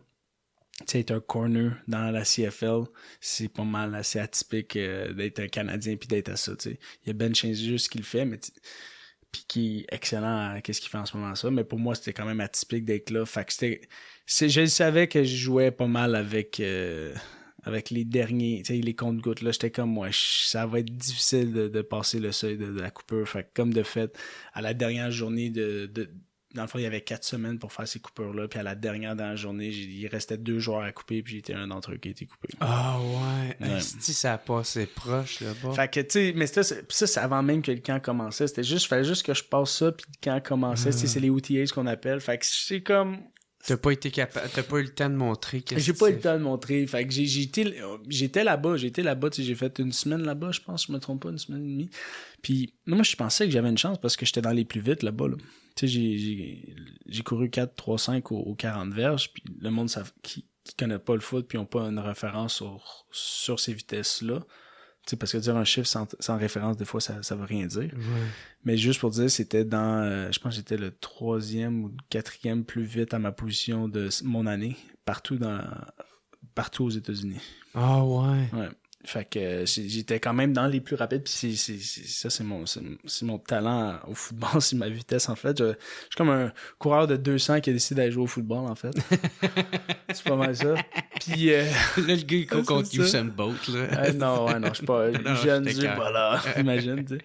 Fait que fait que pour moi, ça a été, tu sais, c'était comme, hey, je pense que j'ai peut-être une chance, tu sais, ils voient que je suis vite, les gars me disaient, my God, tu sais, les autres joueurs me le disaient, fait que je suis comme, j'ai peut-être une chance, mais non, ça a pas été assez. Ça a pas été assez, puis après ça, tu sais, je veux dire, c'est tough en maudit quand tu reviens à la maison, puis après ça, moi, je pensais que j'allais jouer pour les Alouettes, parce qu'au pire, tu te fais couper la NFL, mais tu reviens jouer pour les Alouettes. Mais là, 3 jours après, ils annoncent en 2022, ça, je te parlais que la saison n'a pas eu lieu à cause de la COVID. Ils ont annulé la saison de la CFL. Fait que moi, j'ai passé d'être dans la NFL à me faire couper, être chez nous, pas de saison CFL, pas de saison NFL. Pas jouer au football. Pas jouer au football, puis qu'est-ce que je fais? Plus la COVID, fait que tout le monde est à la maison, tu peux pas sortir, tu peux pas revoir tes amis, tu peux pas juste aller décompresser puis juste prendre une bière au bar. C'est quoi, c'est 2022? 2020. 2020, ouais, ça? j'ai-tu dit 2022, excuse-moi. Non, mais juste pour situer. 2020, c'est quand la pandémie est arrivée. Ouais. Fait que ça, c'était... fait tabarnak, il y a eu beaucoup d'événements qui se sont passés, toi, en peu de temps. Ben oui. De 2020 à 2023, parce que, tu sais, je veux pas ramener le sujet, mais t'as aussi perdu ta mère en 2022. 22, ouais. Non, c'était les 3 dernières années là ont été assez peut-être aussi de la colère, honnêtement là, la première fois que j'en parle là, mais ça me fait réfléchir, peut-être aussi de la colère. Pourquoi j'étais tant en colère dans mon speech, il y avait peut-être de ça parce que j'ai aussi cette colère là pour la perte de ma mère. Fait que tu sais, il y a plein d'affaires que je sais que j'ai mal le deuil, faut que j'aie consulté. C'est pas quelque chose de facile à faire. Ouais, mais ça fait partie du processus. Ça fait partie du processus, puis mais c'est ça, de 2019 en fait jusqu'à 2023, j'ai tellement de choses qui se sont passées dans ma vie, fait que c'était genre Les montagnes russes. Les montagnes russes. Fait que, tu sais, mais une affaire que je sais, c'est qu'en sortant de là, j'ai appris énormément sur moi, puis j'ai appris... Genre, ça m'a pris... Pas un coup de vieux, là, parce que je suis quand même jeune, mais je veux dire, j'ai un coup de vieux au niveau de la vie, tu sais. J'ai fait face à des affaires que... de la sagesse. En général, tu fais pas face à cet âge-là, tu sais. Quand j'ai 29 ans, tu sais, fait qu'en général... Moi, j'ai perdu ma mère à 19, tu sais. Chris, fait que... Le cancer. Même affaire. C'est je sais exactement ça. Par quoi t'as passé pis tout ça. C'est une des affaires que j'ai réalisé, mon gars, avec ça, là, c'est que c'est fucking universel, le deuil, man. Genre, c'est pas quelque chose qui est propre. Genre, tout le monde va vivre ça un jour. Tu sais, quand on était jeune, là, mais toi, tu l'as vu quand on était plus jeune, tu sais, tu y penses pas, tu te dis, ça va être plus vieux. Puis une fois que ça te fesse, là... T'as aucune idée comment ça fait ça. Ah, c'est ça, surtout, tu sais, maintenant, dans l'ordre de la vie, c'est comme, je sais pas, là, t'apprends la mort avec un chien, la grand-mère. Mais la grand-mère, c'est ça. Pas ta mère, tabarnak. Non, t'sais. exact. Puis moi, j'étais un petit gars à maman, là. Tu sais, ma mère, elle faisait tout pour moi, là. La bouffe, le lavage, tout ça. Elle m'a appris à faire le lavage quand elle revenait d'un traitement de chimio, tu sais, c'était en même temps qu'elle venait de perdre ses cheveux puis tout ça. Mais ça m'a tellement rentré dedans, je savais pas comment réagir à ça. Tu sais, ma mère, elle me montrait ça, du mieux qu'elle était capable parce qu'elle était malade, mais je savais pas quoi faire, fait que je voulais pas réagir devant ma mère, fait que j'ai sorti, puis j'étais allé crier dans mon char, comme un hostie débile à fesser dans mon volant, là, t'sais. Ah ouais, Chris. Hey, mais, tu sais, ma mère a eu le cancer en 2009. Elle a eu son premier cancer. Puis c'est qui est devenu métastasique par après. Mais quand je l'ai appris... Ah, mais elle a quand même pu gagner. Oui, tu sais, c'est ça. Parce que quand ils l'ont pris, mais tu sais, après... Tu sais, les cancers, ça devient métastasique. Là, après ça, c'est le reste. Ça peut aller partout. Mais tu sais, au début, elle avait contrôlé. Mais je m'en rappelle quand j'ai pris cette nouvelle-là, là, t'entends le mot cancer, là. Tu sais pas quoi faire avec ça, là. J'ai 2009, je ne sais pas quel âge que j'avais, là. Moi, je catchais même pas c'était quoi. Je comprenais pas c'était quoi. Moi, je pensais c'était... C'est une autre joke, je pensais c'était comme la clame, là, tu sais. Non, mais tu sais, elle va pas y des pilules, puis... Chris, c'est ma mère, mais moi, c'est que... Elle est en forme, ça, là, comme ça n'a pas d'esti d'allure, tu sais. Elle peut pas mourir, là, tu sais. Ben, c'est ça qu'on se dit. C'est impossible. Non, c'est impossible, ça va pas être eux autres. Ça va pas quelqu'un qu'on connaît qui... C'est ça l'affaire, si tu te dis, ça peut pas arriver à nous, tu sais. Tu sais, ça va arriver à quelqu'un. Ça peut arriver à toi, tu sais. Ça peut à quelqu'un que t'aimes, à quelqu'un que tu connais. Tu sais, c'est ça qui est fou de ça. Puis genre, moi, je savais c'était quoi parce que je connaissais quelqu'un qui avait perdu sa mère du cancer quand j'étais au primaire. Fait que, tu sais, ce mot-là, c'était comme oh. Fait que là, quand que j'ai appris ça, puis c'était le même cancer du sein que le gars que je connaissais a perdu, moi, c'était genre... Ah, cancer du sein aussi, ta mère? Ça a commencé comme ça, puis ça a été un... Écoute, moi, dans ma tête. Puis je me rappelle, là, cette période-là de ma vie, genre...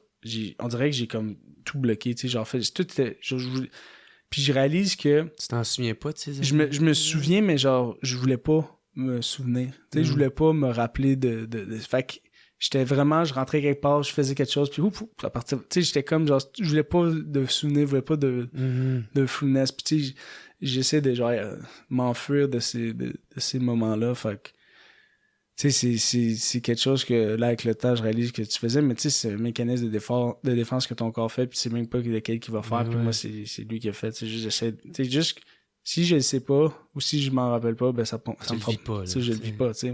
Ben moi, c'est, genre, à 18 ans, je l'ai appris, puis genre, elle est décédée, genre, comme un peu 1 an et demi après, tu sais. Ça a été vraiment vite, c'était progressif, tu sais, c'était agressif, puis mais moi, c'est ça, puis c'est mon frère, c'est la même affaire, là, c'est qu'il y a un genre de 2 ans qu'on se souvient plus. Tu sais, que si, maintenant t'as un ami extérieur fait que « Hey, tu te souviens-tu, on était allé faire ça? C'était quoi? Qu'est-ce qu'on a fait? » Là, les images vont me revenir, mais je me souviens pas de... Ah, c'est le fun, tu me dis ça, parce que je pensais que j'étais seul. Non. Mais Chris, non. Puis c'est mon frère, c'est la même affaire, mais c'est un peu comme tu dis, c'est genre le mécanisme de défense, là, ou peut-être l'émotion est tellement forte que ça te fige, ça fait du sens, man. Ouais, Chris, c'est quelque chose. Non, j'avoue que la mémoire, des fois, là-dessus, je suis comme... Je sais pas si c'est le fun, tout ça, mais... Tu sais, des fois, c'est comme ces périodes-là, je suis comme, ah non. Puis tu sais, moi, l'affaire, par exemple, que je suis content, c'est... Tu sais, ça a été vraiment pas agressif. C'était vraiment sur un long terme. Puis elle l'a guéri. En a un autre, elle l'a guéri. Tu sais, à la fin, elle s'est battue pendant longtemps. Puis elle avait une bonne génétique là, pour avoir ça. Fait que tu sais, les derniers 6 mois, là, tu sais, j'ai pu dire tout parler, dire les adieux, tu sais, d'avoir toutes les discussions que tu as voulu avoir. Fait que tu sais, ça termine pas aussi que tu te sens mal, comment j'ai pas été assez la voir ou j'ai pas été si... Tu sais, des fois, je veux dire, quand t'es plus vieux dans ta vie, tu vois moins tes parents. Puis il arriverait un accident, puis ça fait 4 mois t'as pas vu ta mère, puis elle t'a écrit, hey, viens-tu souper? Ah non, je peux pas. Puis là, paf, il arrive quelque chose, puis là, tu te sens coupable pour le reste de ta vie, tu sais. Moi, je suis chanceux parce que j'ai pas eu ça. J'ai eu la chance de pouvoir lui parler, puis tout a été dit. Dire bye, exact. Fait que, tu sais, je pense que l'affaire la plus tough, c'est en ce moment, c'est des moments où est-ce que c'est comme genre, tu sais, Chris, comme gagner cette coupe-là, Chris, que j'aurais aimé ça qu'elle soit là, tu sais. Elle a été ma plus grande fan à vie, tu sais. Chris, que j'aurais aimé ça qu'elle soit là, puis qu'elle lève la coupe. Mais tu sais, c'est que j'ai pu... Tu sais, pendant ces années-là, tu peux faire le... Tu sais, quand c'est sur le long terme, c'est que tu peux le faire, le deuil, tu sais. Puis tu penses que tu vas être correct quand que ça arrive, mais Chris, que non, c'est quand même un esti de trou que ça te gruge, là, quand ça part, là. Ouais. Mais tu sais, moi, je sais pas si toi, ça te fait ça, là, mais tu sais, encore une fois, je me réfère à mon frère parce que les deux, on est pareils, là, tu sais. Mais ça, quand tu sais, des fois, il y en a qui sont comme, ah, ben, ta mère est fière. Je suis comme, non, ma mère est juste plus là. T'es plus là, ça existe plus, là, tu sais, là. Ta mère serait fière de toi. Tu sais, ce commentaire-là, j'entends souvent ça. Peut-être, j'imagine, whatever, là, tu sais, mais...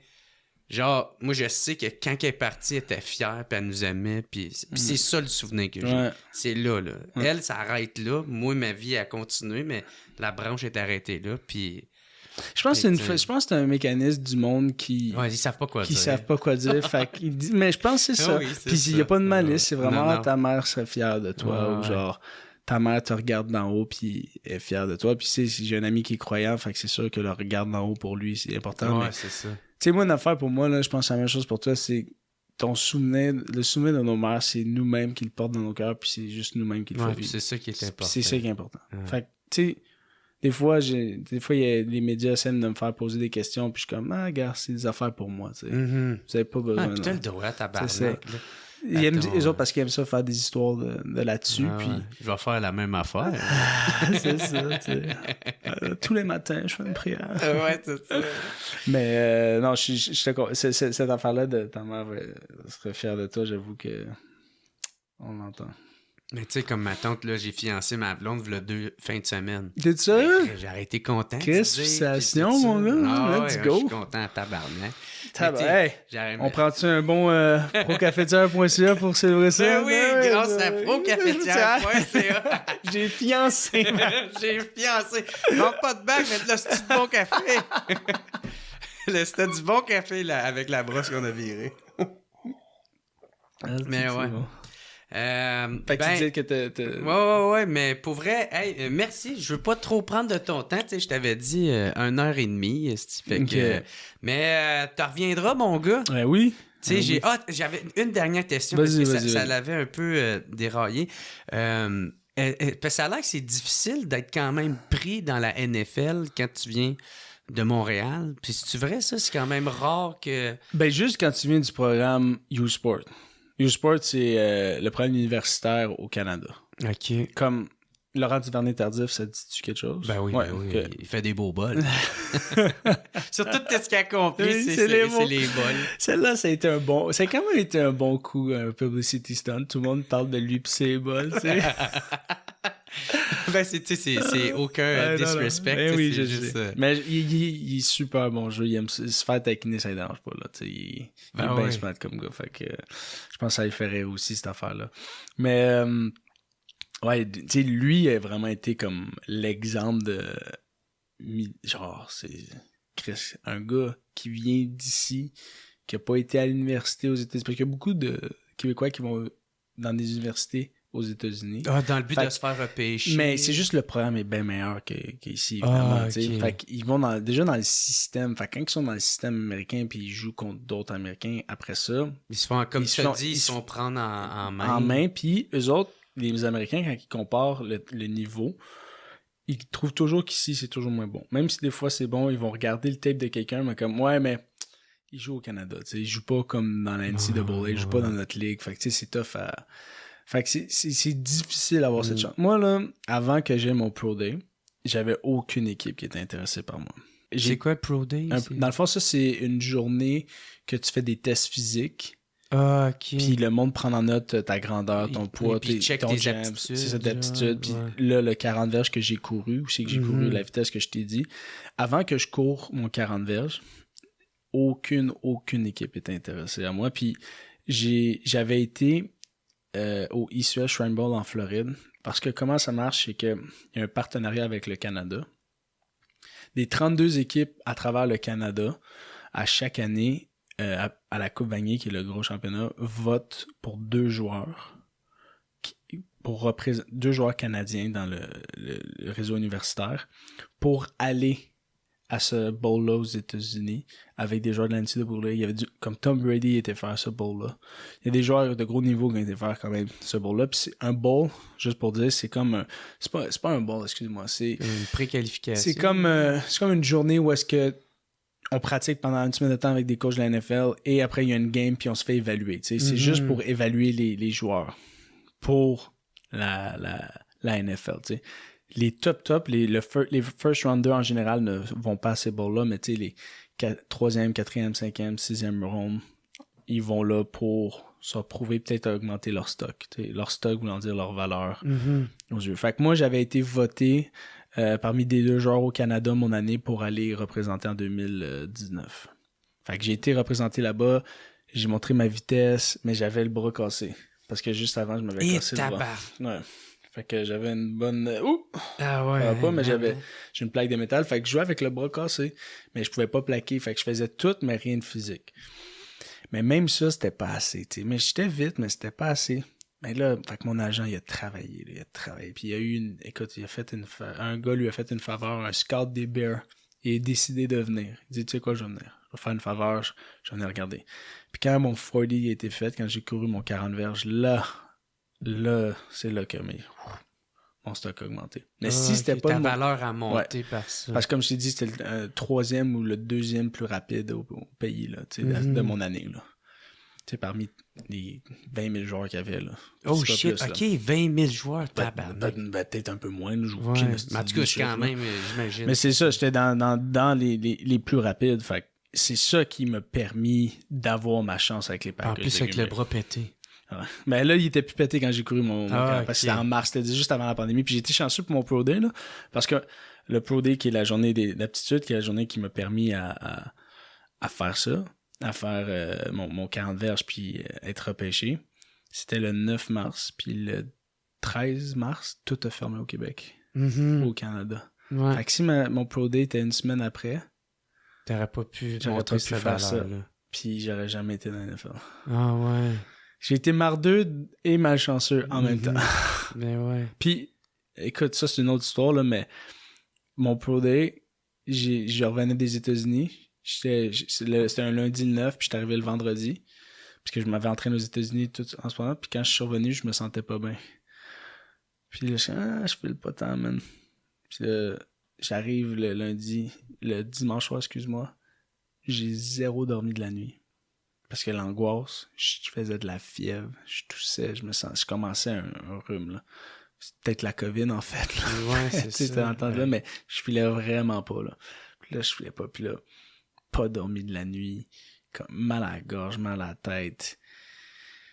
Mon père vient me chercher, j'ai pas dormi. Puis là, j'arrive là-bas, puis j'étais feel comme la merde. Puis l'adrénaline, elle a embarqué, là.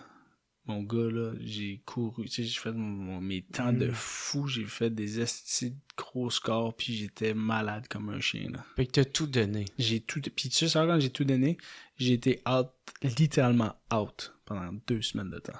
Ah ouais. J'ai fait 41,5 de fièvre.